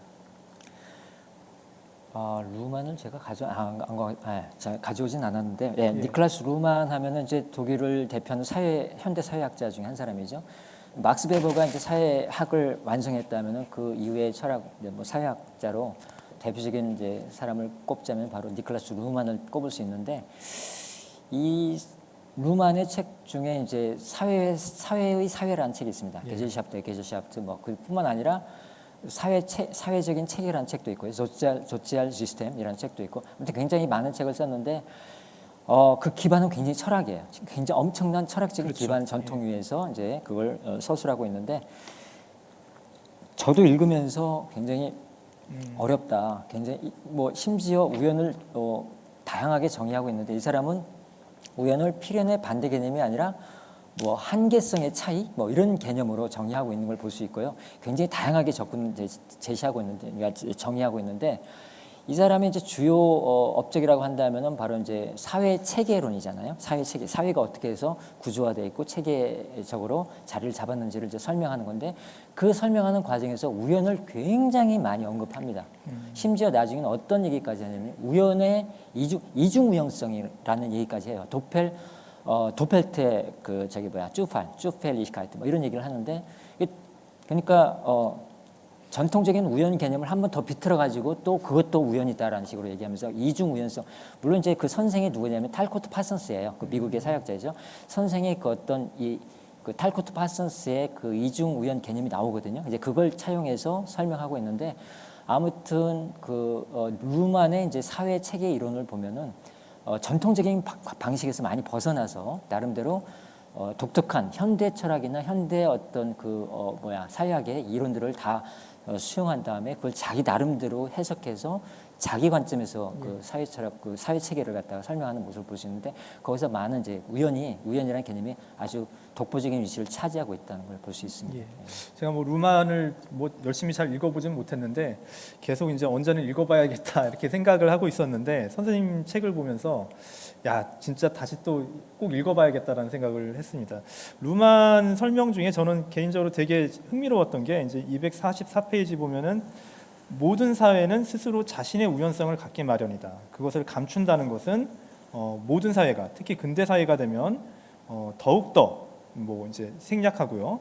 외관상 합리적이어야 하고 또 그렇게 보여야 한다는 점을 전제하고 있음을 이제 이루고 있다. 뭐 의미한다. 이렇게 얘기를 하고 있는데 사실 저는 이 문장을 읽었을 때 딱 들었던 생각이 그 소설가 20세기 초에 소설가였던 보르헤스가 쓴 이제 단편 소설 중에 바빌로니아의 복권이라는 단편 소설이 있습니다. 그걸 읽어보면 말은 이제 바빌로니아라고 돼 있지만 사실은 이제 어떤 가상의 어떤 나라를 얘기를 하는 거고 거기서 뭐 실시하는 게 이제 복권으로 모든 거를 이제 정책을 결정하는 겁니다. 근데 이제 맨 처음엔 이제 우연으로 시작했지만 사실은 나중에 가서는 그게 필연의 외관을 이제 띠게 되는 거죠. 그래서 맨 처음에 예전에 이제 그 학생 때는 그 책을 읽으면서 참 신기한 생각이 다 있구나라고 했는데 그걸 진짜 사회 이론으로 이렇게 또 설명을 하고 있는 루만을 보니까 좀 놀랍다는 생각을 좀 했습니다. 예.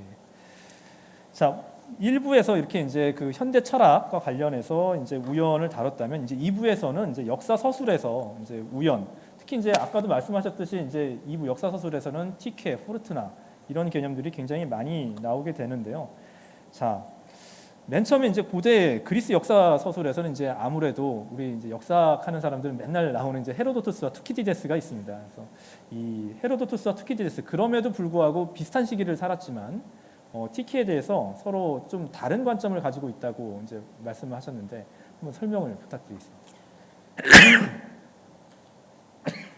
예, 그 역사 서술에서 우연으로 이제 넘어가서요. 지금 질문하신 대로 이제 고대 그리스 역사가 헤로도투스와 투기디데스를 이제 보도록 할 텐데요. 다 아시다시피 이제 헤로도투스 저 이렇게 정의합니다. 헤로도투스는 이제 역사 서술을 탄생시킨 이제 역사의 아버지로 보통 정의를 하는데 여기 키케로가 표현했던 것이죠. 근데 사실은 그 이전에도 헤카타이어스나 뭐 신의 뭐 신통기랄까 뭐 이런 책을 통해서 역사가들이 없었던 건 아니죠. 뭐 크세노폰 이런 사람들이 쭉 있었는데 바로 이제 헤로도투스를 역사 서술의 역사의 아버지라고 부르는 이유는 그만큼 제대로 된 어떤 형식을 갖춰가지고 역사를 썼고 그러고 자기가 쓴 책을 갖다가 히스토리아이라는 그 제목을 갖다 붙이면서 바로 이 역사라는 개념, 단어가 등장하도록 만든 인물이기 때문에 아마 그 키케로가 헤로도투스를 역사의 아버지라고 불렀던 것 같은데 헤로도투스의 역사, 즉 페르시아 전쟁사 책을 보면요. 이렇게 티케를 크게 이제 세 가지 의미로 정의하고 있는 모습을 볼 수 있습니다. 일단은 이제 신의 섭리. 그러니까 여기서 이제 티케라는 건 이제 신의 섭리라는 건 무슨 뜻이냐면, 그러니까 티케 뭐 다른 운명도 마찬가지고요. 히브리스 네메시스도 마찬가지고, 특히 이제 신의 섭리와 운명과 관련해서는 이런 거죠. 역사를 서술해 나가는데, 이 정해 나가는데, 사건들이나 사실들을 정해 나가는데, 대체로는 다 인과적인 어떤 설명이 가능한 거죠. 원인이 어떻고 결과가 어떻다 그런 관점에서 설명이 가능한데 도저히 이 인간의 어떤 합리적인 생각이나 사유나 추론으로는 그 생각할 수 없는 그걸 설명할 수 없는 그런 현상들을 갖다가 취케라는 개념을 집어넣어 가지고 설명하는 모습을 볼 수 있습니다.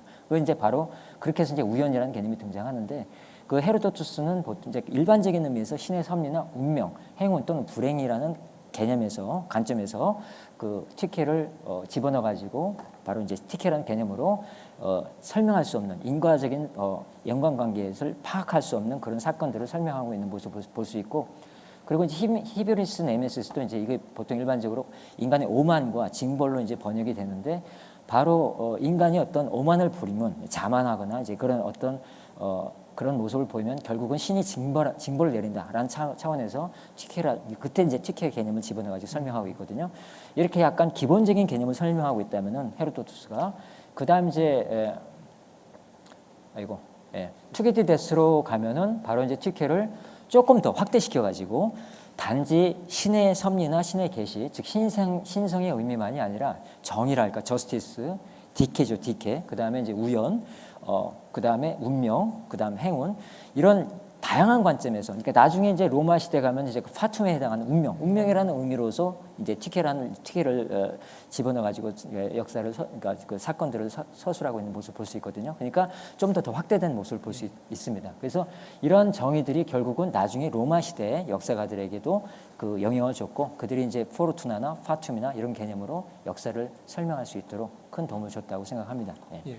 이번에 그럼 정의가 어떻게 보면 또 그 헤로도토스에게서 히브리스 네메시스와 관련된 그런 얘기가 될까요? 이번에 정의.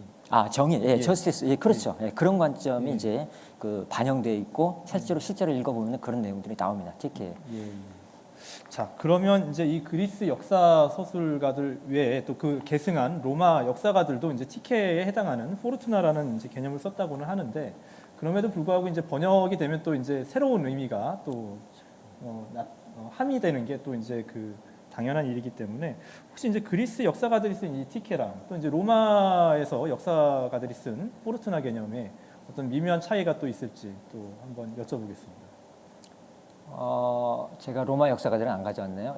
사실 뭐 리비우스 로마 역사가들 하면 대표적으로 그러니까 살루스투스 줄여서 살루스트라고 하죠. 그다음 리비우스, 그다음 타키투스 이 세 사람을 둘 수 있는데 이 리비우스나 타키투스를 제가 다뤘습니다. 살루스투스보다도 리비우스와 타키투스를 다뤘는데 이들이 얘기하는 이제 포르투나는 뭐라고 할까요? 그러니까 그리스 시대의 티케는 일종의 그 운명, 행운의 여신입니다. 행운이나 운 또는 운명을 관장하는 여신이었다면은 비슷하게 그걸 로마 역사가들도 받아들여요. 그걸 갖다 이름을 갖다 티케가 아니라 포르투나라고 이제 이름을 짓는데 뭐 잘 알려져 있다시피 그리스의 그 12신도 로마인들이 받아들이면서 이름만 달리 하잖아요. 제우스가 주피터 뭐 그런 식으로 아프로디테 비너스 이런 식으로 그래서 이제 아테네 같은 경 미네르바 이런 식으로 받아들이고 있는데 이 티케의 경우도 바로 이제 그리스 역사가들이 티케 개념을 그 로마 역사가들이 포르투나로 받아들이면서 그대로 비슷한 개념으로 그러니까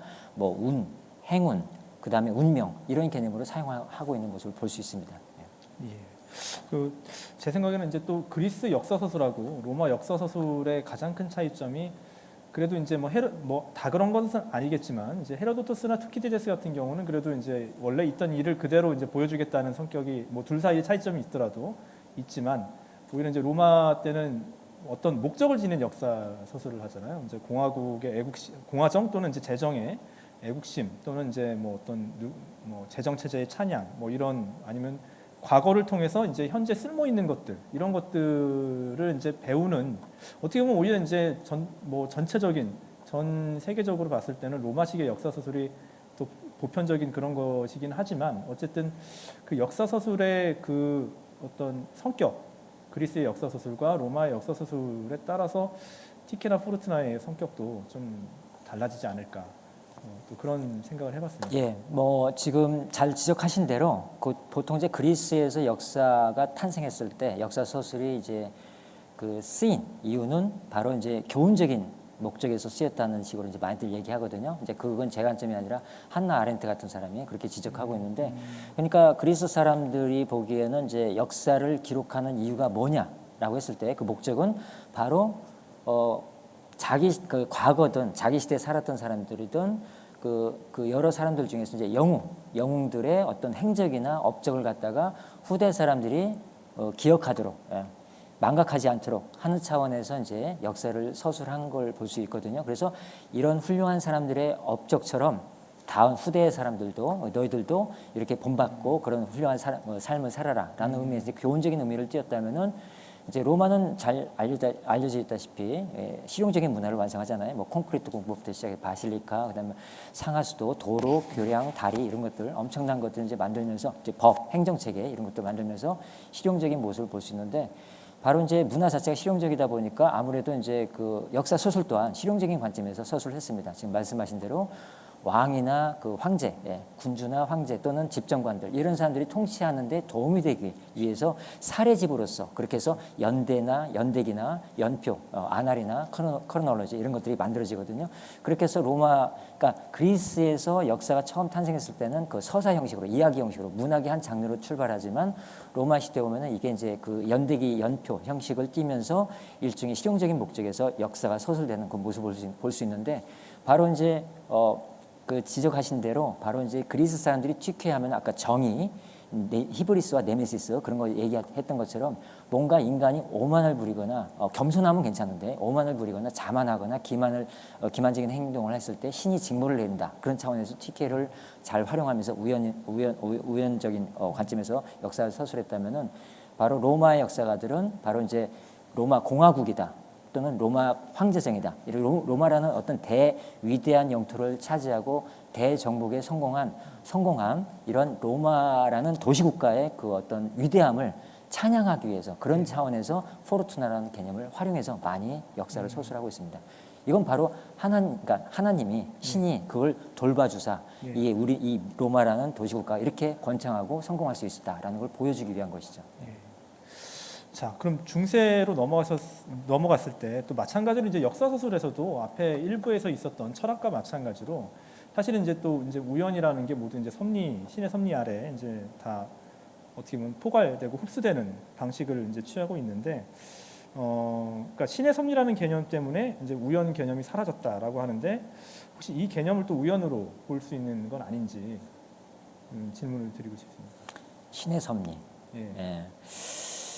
그게 저는 그렇게 보진 않고요. 그러니까 이 프로비덴치아라는 이 신섭리라는 게 뭐 중세 연대기 작가들 대부분 다 그렇습니다. 그러니까 우연이라는 말을 따로 사용하기보다는 프로 신의 섭리라는 관점에서 이제 쭉 서술해 나가고 있는데 그게 제가 보기에는 우연보다는 필연에 가깝게 그런 의도로 서술해 나가고 있는 것 같다는 생각이 들거든요. 그러니까 뭐 장 프라사르나 아니면 뭐 오토 프라이징이나 아니면은 뭐 그 요아킨 피오레나 이런 사람들의 서술을 보면은 대체로 항상 그 시인이라는 게 저변에 깔려 있어요. 이제 그걸 벗어나지 않고 신의 섭리나 어떤 계시라는 관점에서 역사를 바라본다는 걸 알 수 있습니다. 예. 예. 그래서 이 부분이 그러니까 이 질문을 드린 게 이제 아까 얘기했던 이제 인식론적인 우연이냐 그 이제 문제이긴 한데 중세 사람들 입장에서는 이해할 수 없는 것, 뭔가 설명할 수 없는 것이 있으면 뭐 그냥 신의 섭니다 이렇게 신의 뜻이라는 네, 거죠. 신의 뜻이다. 예. 그러면 이제 우연도 아닐까. 그때 사람들이 우연을 표현하는 방식은 그게 아닐까. 그렇게 볼 수도 있겠네요. 예. 보기에 그런 따라서는. 생각도 좀 해봤습니다. 예. 예. 자, 뭐 중세에 대해서는 그래서 우연을 얘기할 게 그렇게 많지는 않은데 이제 르네상스 시기 가면 또 이제 또 근대 연장선상에서 아까 철학과 마찬가지로 우연에 대한 여러 가지 담론들이 이제 나오는 시기고 또 역사와 관련해서는 당연히 또 우리가 이제 뭐 그 마키아벨리나 귀차르디니 이제 피렌체의 역사가들을 좀 살펴봐야 될 것 같은데요. 자, 여기서 이제 또 포르투나라는 개념이 이제 드디어 또 다시 이제 부활을 하게 됩니다. 그래서 두 사람이 이제 뭐 비슷한 시기에 이제 역사를 썼다고 하지만 또 이 두 사람 사이에 이제 포르투나를 어떻게 해서 좀 다르게 인식하는 게 있는지 또 설명을 부탁드리겠습니다. 예, 뭐 지금 요아킴 피오레 이제 중세 때 넘어가고요. 마키아벨리하고 이제 귀차르디니는 제가 가져오지 않았습니다. 자, 마키아벨리 하면 이제 르네상스 시대를 대표하는 이제 어떻게 보면 독립적인 인문학자죠. 휴머니스트라고 할 수 있는데 정치 사상의 이제 아버지라고 할 수 있고 근대 정치 철학의 아버지라고 할 수 있는데 보통 이제 마키아벨리 하면은 이제 포르투나를 많이 언급한 역사가로 알려져 있습니다. 그러니까 이 사람이 주저로 피렌체사 피렌체 역사라는 책이 있는데 거기서 이제 포르투나 얘기를 많이 하고 있습니다. 그거 아니라도 이제 군주론이나 로마사 담론 있죠. 로마사론 이런 책이 있는데 디스코르스 이런 데서 이제 그 포르투나를 많이 언급하고 있습니다. 그건 맞는데 그와 더불어서 이제 동시에 똑같이 그 상반되는 개념으로 이제 비르투스라는 개념을 많이 얘기하고 있거든요. 이제 비르투스는 보통 능력, 인간의 어떤 힘 그런 걸 이제 뜻하는 단어인데 바로 이제 포르투나는 이제 하나님이 또는 신이 또는 초자연적인 절대자가 주는 어떤 우연, 행운 이런 운명이라는 어떤 그런 의미를 담고 있는 개념이라면은 바로 비르투스는 인간이 스스로 삶을 개척하고 역사를 개척하고 뭔가를 만들어 나가는 그런 어떤 적극적인 힘이거든요. 그 둘의 상반되는 어떤 모습에서 그 상반되는 개념에서 보통 일반적으로 포르투나 그 마키아벨리는 포르투나를 많이 강조한 그런 사상가나 역사가로 착각하기 쉬운데 그렇지 않습니다. 오히려 포르투나는 언급 많이 하지만 포르투나보다 궁극적으로 이 사람 책을 읽어보면 특히 군주론 후반부에 보면 그런 얘기가 많이 나오거든요. 더 중요한 것은 하나님의 뜻이나 어떤 외부적인 우연이나 행운 같은 그런 힘보다도 스스로 군주가 또는 정치가가 통치가가 이렇게 만들어 나가는 그 능력이다. 그게 이제 그 뭔가를 만들어 나가는 힘, 그게 더 중요하다. 그러니까 왜 서양에서도 이제 그런 얘기가 있죠. 격언으로 이제 하늘은 스스로 돕는 자를 돕는 자 그런 얘기를 하잖아요. 그러니까 자기가 스스로 열심히 노력해서 뭔가를 만들어냈을 때 그때 비로소 포르투나가 도와주는 것이지 네가 아무런 노력도 하지 않고 그냥 천운만 기다리다 보면은 결국 아무것도 이루어지지 않는다라는 그런 경고의 메시지가 이 군주론에서 많이 나오거든요. 그런 점에서 오히려 포르투나보다는 비르투스를 더 강조하고 있는 모습을 볼 수 있는데 그 동시대에 활동했던 그 귀차르디니 같은 경우는 정반대입니다. 포르투나를 더 적극적으로 강조하고 있는 모습을 볼 수 있어요. 그 사람은 오히려 그런 운이 더 크게 역사에서 크게 작용한다라고 하면서 비르투스보다도 포르투나를 더 강조하는 그런 상반된 모습을 보이고 있죠. 그래서 마키아벨리 같은 경우 이제 이런 구절이 있습니다. 인간은 운명을 도울 수 있으나 방해할 수는 없다. 인간은 운명의 구도에 따라 부딪혀 나갈 수는 있지만 그것을 파괴할 수는 없다.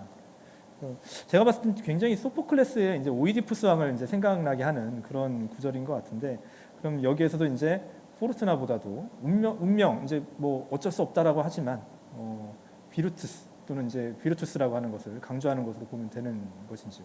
그렇죠. 그러니까 포르투나라는 거대한 어떤 강물의 흐름, 도도한 흐름을 거역할 수는 없지만 자기 노력 여하에 따라서 그 강물의 흐름을 뚝을 일으켜서 한다, 뭐 저런 다른 방향으로 이렇게 흐르게 한다, 뭐 이렇게 운하를 판다든가 이런 식으로 해가지고 그 흐름을 갖다가 다른 방향으로 이끌어갈 수 있다라는 식으로 얘기를 하고 있거든요. 그래서 그 운명의 거대한 힘을 뭐 거역할 수는 없지만 그 궁극적으로는 그 비르투스가 강하게 작용하다 보면은 그런 식의 운명의 힘도 극복할 수 있다라는 식의 이제 마지막 부분 구절에 이제 그런 것들이 이제 많이 나오고 있죠. 거대한 강물이 흘러도 거기에 그냥 무책임하게 그렇죠. 휩쓸려 버리지 예, 말고 휩쓸려 버리지 말고. 예, 예. 거기에 최대한의 노력을 그렇죠. 해야 된다. 예, 예. 그런 의미군요.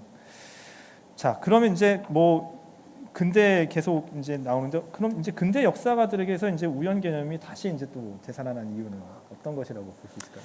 그 이제 르네상스 하면 이제 고전 그리스 로마 문예가 이제 부활한 그런 문화 운동이었잖아요. 그러다 보니까 중세와는 다른 모습을 보이는데 그러면서 서서히 헬레니즘이 다시 되살아나는 모습을 보입니다. 그러니까 고전 그리스 사상, 뭐 고전 그리스 문화 이런 것들이 되살아나는데 여전히 그래도 1000년 동안의 그 중세 기독교 사회가 헤브라이즘이 그 여전히 그 견고한 자리를 차지하고 있었죠. 그래서 그걸 거역할 수는 없었는데 어쨌든 르네상스는 그런 걸 반발한 그런 시도라고 이제 볼 수 있습니다. 근데 근대 와서 이제 서서히 이제 종교 개혁이랄까, 뭐 대항해 시대랄까, 이런 뭐 르네상스랄까 이런 사건들을 겪으면서 사람들의 이제 기독교를 바라보는 사람들의 관점은 특히 지성인들 그런 그 철학자들이나 뭐 이런 사람들의 관점이 서서히 이제 좀 세속화되기 시작합니다. 그래서 거리를 두고 객관적으로 이제 바라보기 시작하죠. 그건 이제 막스 베버는 이제 기독교의 탈마법화라는 말로 이제 설명하고 있는데 그게 근대의 모습이죠. 그러면서 우연이라는 개념이 다시 한번 또 떠오르기 시작합니다. 그러면서 그게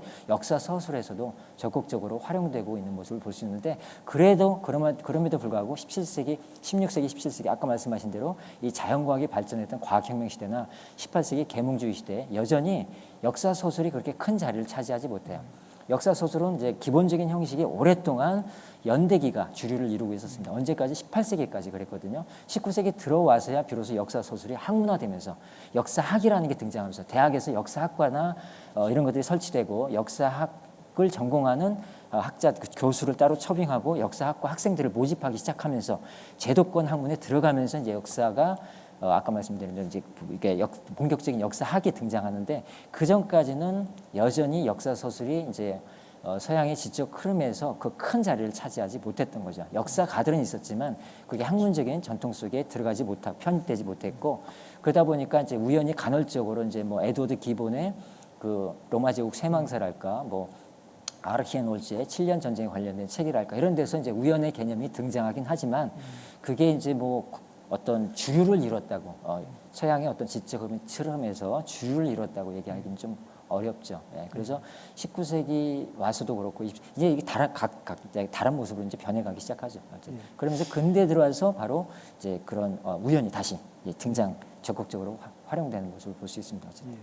그 점에 있어서 또 19세기가 좀 그 문제가 될 것 같은데요. 어떻게 보면 근대 연장선상에 있으면서도 또 이제 다른 관점에서 이제 본격적으로 이제 18세기 말 19세기 초에 내면성이라든가 아니면 양심, 그다음에 시간성에 대한 이제 자각이 이루어지게 되면서 아까 선생님께서 말씀하셨던 것처럼 19세기의 어떤 모든 걸 이제 역사로 바라보기 시작하는 시대로 들어섰거든요. 그리고 우리가 이제 역사주의와 관련해서 생각한다면 모든 이제 개별적인 것, 개체적인 것, 이례적인 것 이런 것들에 대한 이제 관심이 이제 뭐 폭발하듯이 이제 막 생겨나는 시기인데도 불구하고 또 이제 오히려 또 철학에서 마찬가지로 우연히 후퇴하는 또 우연이란 개념은 또 오히려 후퇴하는 그런 이제 그런 모습들을 보여주는데 이걸 어떻게 봐야 할까요?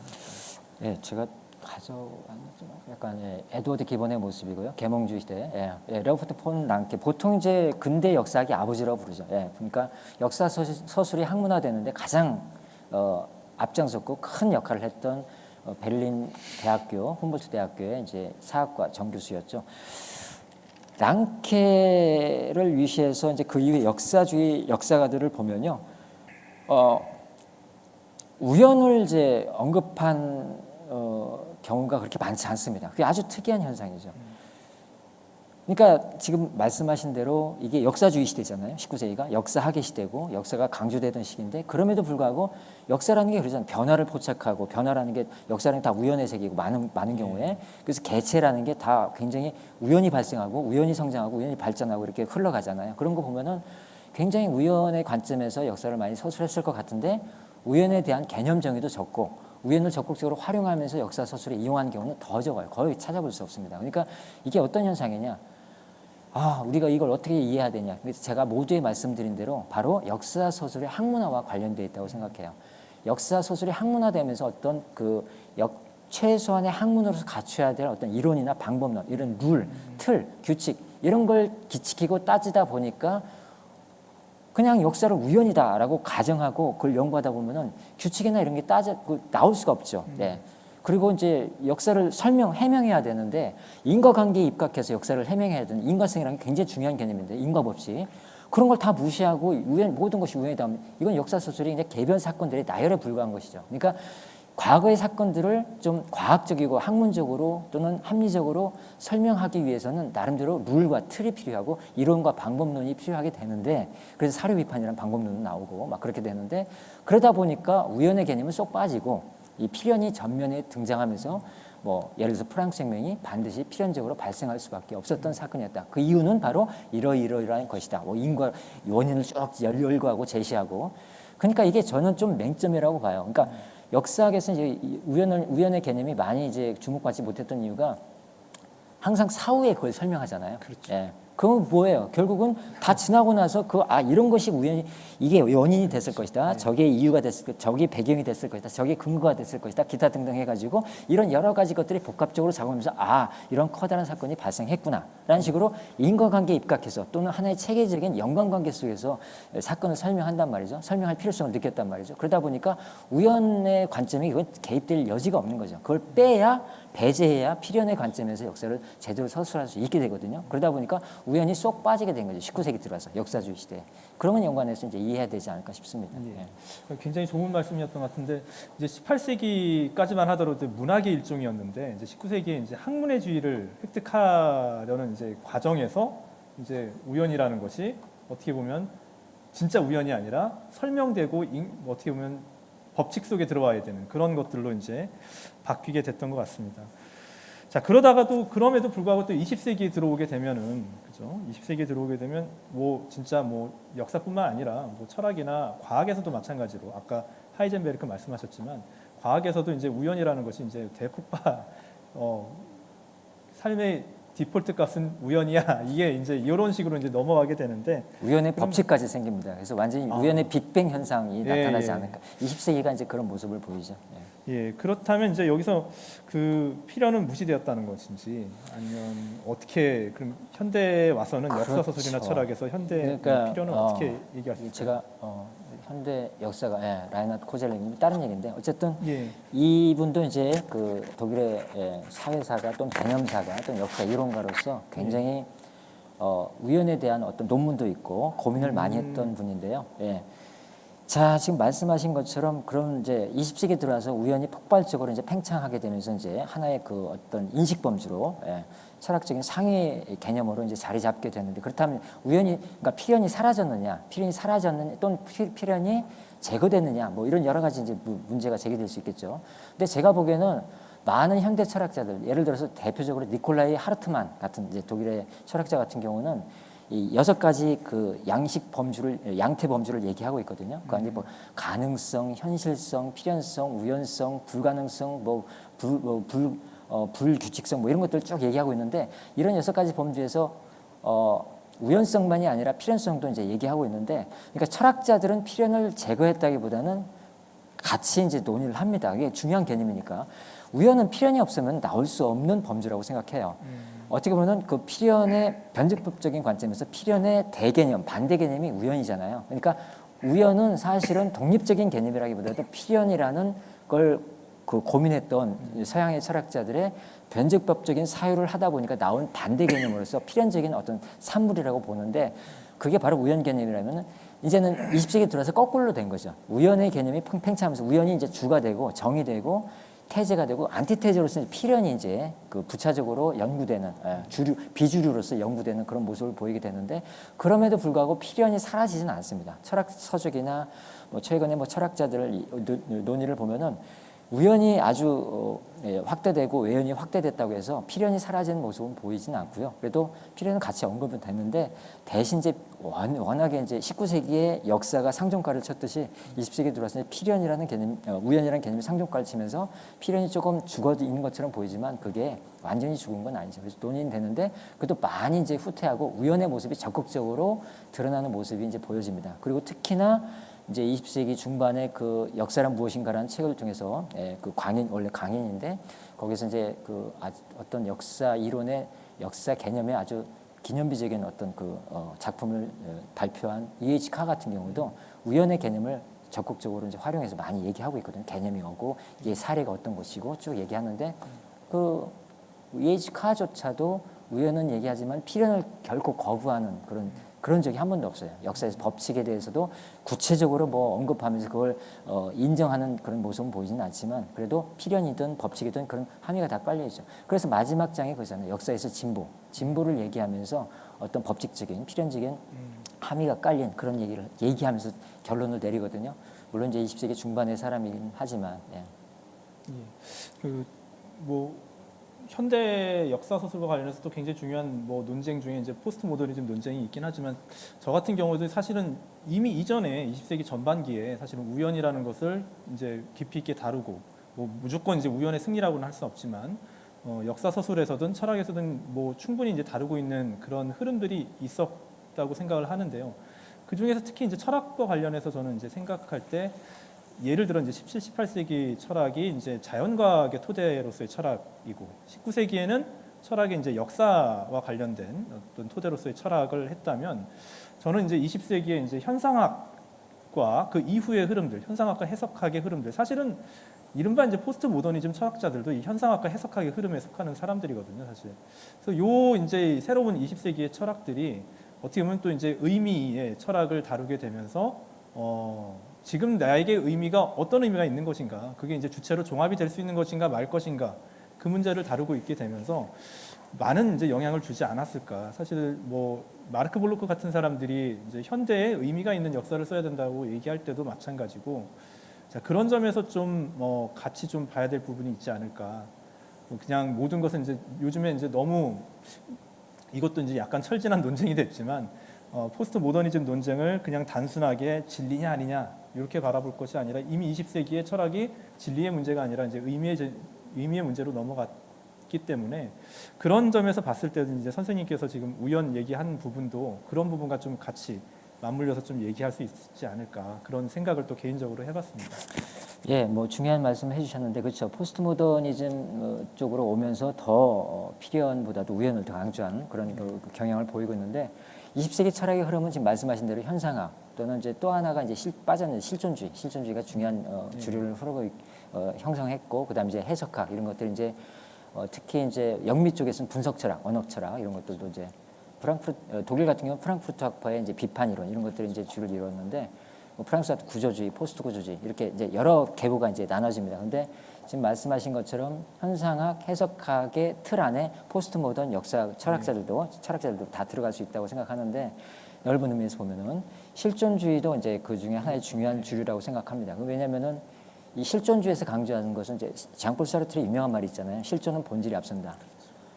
과거에는 이제 진리니 또는 어떤 본질이니 이런 형이상학적인 개념 가지고 많이 싸웠다는 거죠. 19세기나 20세기 전반기까지 서양의 철학자들이. 근데 20세기 들어와서는 그 1차 세계대전, 2차 세계대전, 홀로코스트 이런 것들을 겪으면서 이 실존의 문제가 이제 중요해지기 시작합니다. 자기가 현재 존재하는 것보다도 더 중요한 사실이 없는 실존주의가 중요해지면서 실존이 중요해지면서 실존주의 철학이 이제 전개가 되는데요. 그래서 본질이나 이런 진리나 이런 형이상학은 이제 형이상학이 퇴보하는, 사라지는 형이상학의 종언의 모습을 심지어 그런 모습을 보이게 되는데 그럼에도 이제 그걸 거부하는 철학자들도 있지만 어쨌든 그런 것들이 많이 퇴보하고 이제 실존주의가 전면에 등장하게 되는데 그러면서 더욱더 이 삶이라는 게 그 본질이나 어떤 실체나 어떤 그런 중요한 걸 이제 그 내면 핵심적인 걸 그 파헤치려는 철학에서 중요한 이런 것들을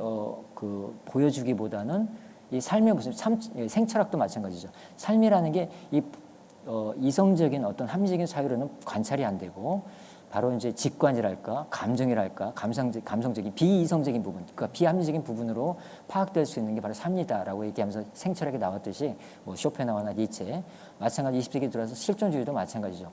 본질보다도 또는 진리보다도 더 앞서는 건 바로 내가 현재 존재한다는 사실, 현실을 갖다가 직시하자라는 이제 그런 얘기인데 거기서 이제 그런 관점에서 보면 우연이 더 중요해진 거죠. 근데 그런 건 맞는데 그럼에도 불구하고 아까 말씀하신 것처럼 또 다른 관점에서 그러니까 너무 우연만 강조하다 보면은 정말 뭐랄까 무질서하고 혼돈에 이제 빠지게 되기 때문에 굉장히 어떤 어떤 체계랄까 질서까지는 아니지만 뭔가 이렇게 필연을 완전히 제거하거나 진리나 본질의 모습을 완전히 빼놓고는 생각할 수 없다는 거죠. 그런 점에서 이제 새롭게 그런 걸 좀 눈여겨볼 필요가 있다고 생각합니다. 그럼에도 불구하고 이제 우연히 이제 큰 역할을 한 건 사실이죠. 예. 그런 점에서 아까 말씀하셨던 루만 같은 사람들이 굉장히 이제 주목할 만하고 우리가 뭐 루만의 뭐 이론대로 역사 서술을 할 건 아니지만 근데 역사를 이제 뭐 연구하고 또 서술을 하다 보면 그 우연과 그 필연의 그 오묘한 줄다리기를 항상 하면서 이제 글을 쓸 수밖에 없는 게 또 역사가들의 숙명이 아닐까. 네, 네. 저도 그렇게 파툼이 생각합니다. 아닐까. 예, 맞습니다.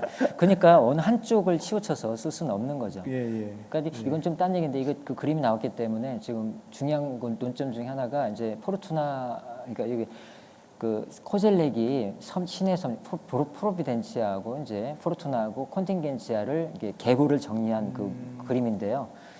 이게 아마 핵심적이지 않을까 싶어요. 그러니까 제일 위가 상위가 이제 신의 섭리 이게 필연의 개념이겠죠. 근데 우연의 계보를 이제 정리하다 보면은 바로 이 콘팅겐치아가 가장 하위의 개념이고 이걸 이제 목의 상속으로 이제 연결된다고 봅니다. 그래서 우연히 손녀딸이에요. 그리고 이제 바로 포르투나가 그 어머니고 바로 이제 그 위에 신의 섭리라는 할머니가 있는 거죠. 그러니까 할머니, 딸, 손녀딸 해가지고 이렇게 3대가 이렇게 쭉 이렇게 연결되는데 바로 상위의 개념이 신의 섭리입니다. 그리고 두 번째 포르투나, 행운, 그 다음에 세 번째가 우연 이런 식으로 정리하고 있는 걸 볼 수 있는데 이게 현대 20세기 역사 소설의 하나의 그 방향을 제시할 수 있는 중요한 어떤 그 계보도가 아닌가라는 생각이 들거든요. 예. 그 신의 섭리는 커다란 구조 그렇죠. 정도가 될 수 있겠고 이걸 뺄 수 없는 거죠. 아나락파 역사가들도 그렇죠. 이제 구조를 빼지 시간의 세 않고 항상 계층처럼. 얘기하잖아요. 예. 근데 그게 어떻게 보면 큰 틀인데 그게 결국은 다른 관점에서 보면 이제 필연이라고 할 수도 있고 아까 말씀하신 중간에 말씀하신 그 여러 개념들이 필연에 해당하는 것들이 있거든요. 진리가 됐든 본질이 됐든 뭐가 됐든 간에.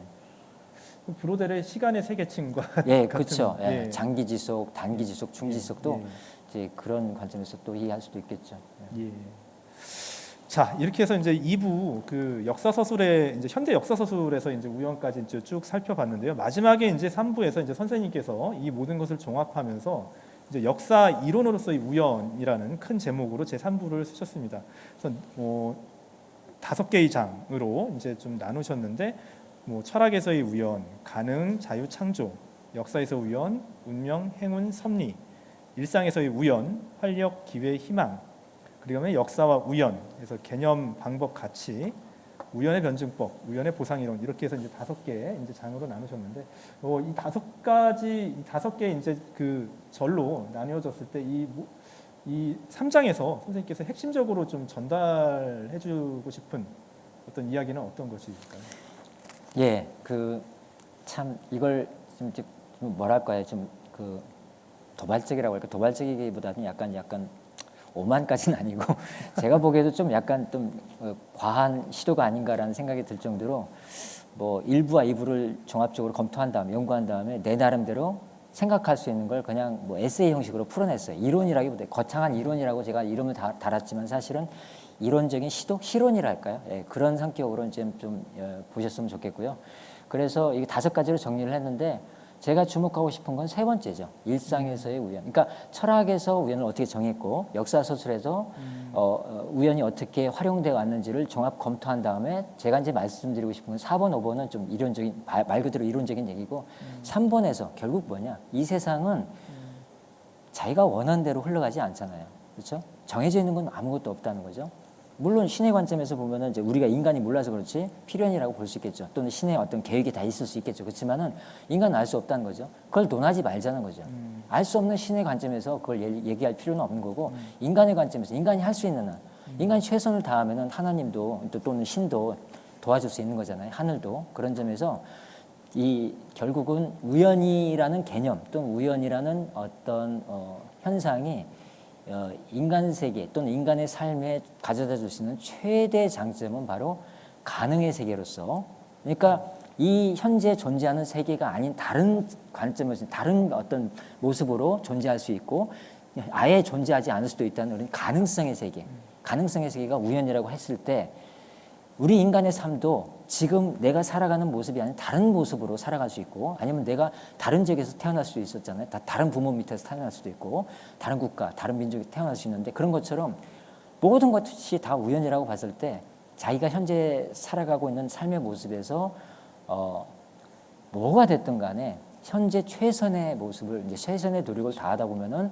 정말 좋은 긍정적인 어떤 결과가 나오지 않을까라는 어떤 희망의 메시지를 드리고 싶어서 활력, 기회, 뭐 희망, 그 에너지죠, 에너지, 그 찬스, 기회, 모든 것들이 다 기회죠. 기회 아닌 게 없죠. 우연도 기회 개념 안에 다 들어가 있거든요. 찬스도 우연이라는 뜻이 있는데 기회라는 뜻도 있잖아요. 그 희망, hope, 이런 어떤 호프능 이런 것들이 다 종합적으로 이제 이걸 갖다가 나타내는 개념이 바로 우연이 아닐까라는 걸 이제 말씀드리고 싶어서. 그래서 사실 저도 이제 여기 책에서는 이제 14장으로 되어 있는데요. 이 부분을 읽으면서 굉장히 신나게 읽었던 그런 장인데, 예. 아니 굉장히 앞에서는 무겁게 이제 역사적인 얘기, 철학적인 얘기 무겁게 막 한 다음에 막판에는 에세이 형식으로 막 풀었었어요. 예, 막 그냥 내 생각나는 대로 쓰고 싶은 얘기 다 썼어요. 갑자기 막 무겁게 가다가 날아가는 듯한 느낌이 확 들었고, 사실 아까 이제 마키아벨리의 이제 포르투나 비르투스 얘기, 또는 이제 저는 개인적으로 이제 니체의 이제 아모르 파티 같은 그런 느낌도 굉장히 많이 들었고, 결국 그리고 철학이든 역사든 그 자체로서의 의미보다는 이제 우리 삶에 어떤 의미를 지니는가, 거기에 대해서 또 간접적으로 이렇게 얘기를 해주시는 것 같아서 굉장히 의미 있게 뜻깊게 또 읽었던 그런 장입니다. 그러니까 결론적으로 제가 보기에는 우연이라는 게 가능성의 세계를 얘기하고 있는 것 같아요. 제 결론입니다. 그래서 이제 제가 그 아리스토텔레스의 그 5가지 우연 개념 중에 디나톤을 강조했던 이유가 결국 그걸 강조하다 보면은 뭐 저절로고 동시에 뭐 발생하고 다 떠나서 그 가능성을 우리 거기에 주목해서 이제 우리가 사유하다 보면은, 또는 거기에 맞게 생활하다 보면, 삶을 살아가다 보면은 결국 뭐 못 이룰 것이 없죠. 희망을 안 가질 이유가 없는 거죠. 아무리 절망적인 상황이라 하더라도 다 깨쳐나갈 수 있는. 그러니까 결과적으로 제가 말씀드리고 싶은 건, 역사의 세계가 과연 우연의 세계냐 필연의 세계냐라고 했을 때 그건 정답은 없다고 생각해요. 근데 분명한 것은 이제 필연이라고 가정해왔던 그러니까 철학자들이나 역사 서술에서의 그런 많은 모습들에서 벗어나서 우연을 좀 고민함으로써, 우연의 개념을 좀 더 적극적으로 사유함으로써, 그걸 또 역사 소설에 활용함으로써 가져올 수 있는 장점들이, 이런 여러 가지 장점들, 3장에서 얘기했던 그런 것들이 있기 때문에 필연을 너무 강조하다 보면은 좀 절망적이잖아요, 그렇죠? 벗어날 수 없고 틀에 갇히고 뭐 완전히 그 절망에 빠질 수 있는 그런 거. 그래서 이제 벗어나서 조금 우연의 세계라는 건 결국 가능의 세계고 가능성의 세계이기 때문에 그게 인간에게 좀 좋은 희망의 메시지를 줄 수 있지 않을까라는 생각이 듭니다. 나왔던 것처럼 자유와도 그렇죠, 연관되는 자유죠. 개념이기도. 자유도 이제 그 철학에서 두 번째 개념으로 제가 했는데, 창조도 나올 수 있고, 아까 자크모노가 얘기했던 그 혼돈의 그 불안정한 사회에서는, 세계에서는 바로 이 혼돈이라는 것이, 이 진화라는 것이 창조를 만들어낼 수도 있고, 뭐 그렇기 때문에 결국 저는 이제 그걸 얘기하고 싶었어요. 그러니까 우연의 범주를, 또는 우연의 개념을 알지 못하고, 또는 그걸 역사 소설에 활용하지 못한다면은 결코 역사가 무엇인지, 역사의 어떤 참된 의미가 무엇인지를 알지 못하지 않을까라는 생각이 이제 들어서, 마지막 장에 제가 썼던 것이 이제 그 내용이 그거거든요. 그 하워드 진이라고 이제 미국의 민중사가 있죠. 그 유명한 1980년에 이제 이제 출판된 The History of, 그러니까 United States, People's History of United States, 그러니까 미국 민중사라는 그 유명한 책에서 이제 그런 얘기를 하거든요. 그러니까 그 앞부분에 나오는데, 이제 제가 한번 읽어보겠습니다. 그러니까 일찍이 미국의 민중사가 하워드 진이 이런 말을 합니다. 가난한 사람들의 외침이 항상 정의롭지는 않지만, 만일 당신이 그들의 말에 귀를 기울이지 않는다면 당신은 정의가 무엇인지 결코 알지 못할 것이다. 그걸 빗대가지고 제가 이렇게 했습니다.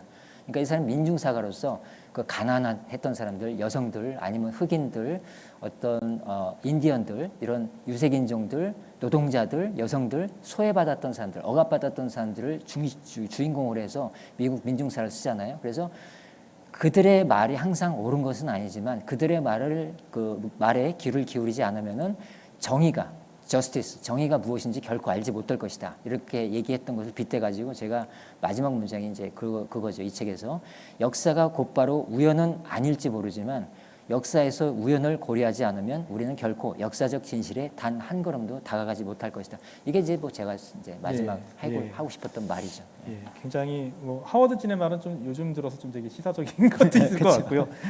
그 말을 또 이제 이렇게 또 멋지게 이제 받아주셨습니다.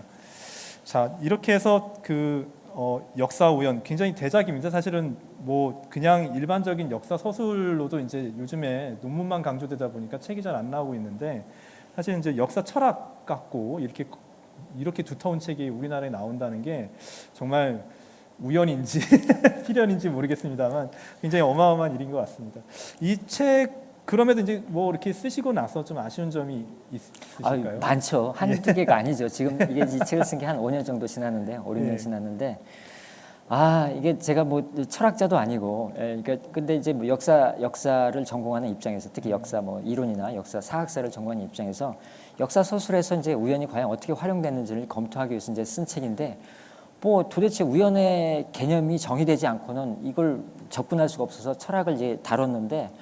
뭐 엄청나게 방대. 뭐 철학자들의 제가 언급들이 사실은 뭐 아주 단편적이고 이렇게 조금 이게 좀 지엽적이지 않았나라는 그런 그 후회가 많이 들고요. 그래서 좀 종합적이고 그리고 다루지 않은 철학자들도 많고 기타 등등의 그런 후회스러운 면, 그러니까 아쉬운 점이 굉장히 많죠. 근데 그럼에도 이제 일종의 하나의 시도니까 뭐 국내든 국외든 거의 시도된 뭐 사례가 없기 때문에 그냥 거기에 제가 의의를 두려고 합니다.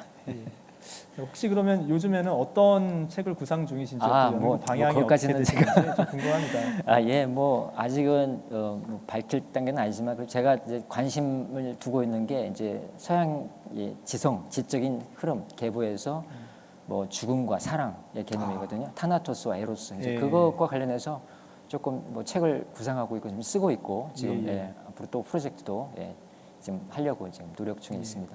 아주 기대가 됩니다. 또 책이 나온다면 또 이런 자리로 또 한번 찾아뵙고 싶습니다. 아이고 아닙니다. 이거 한 번 했는데요. 다른 분들한테 기회를 줘야죠.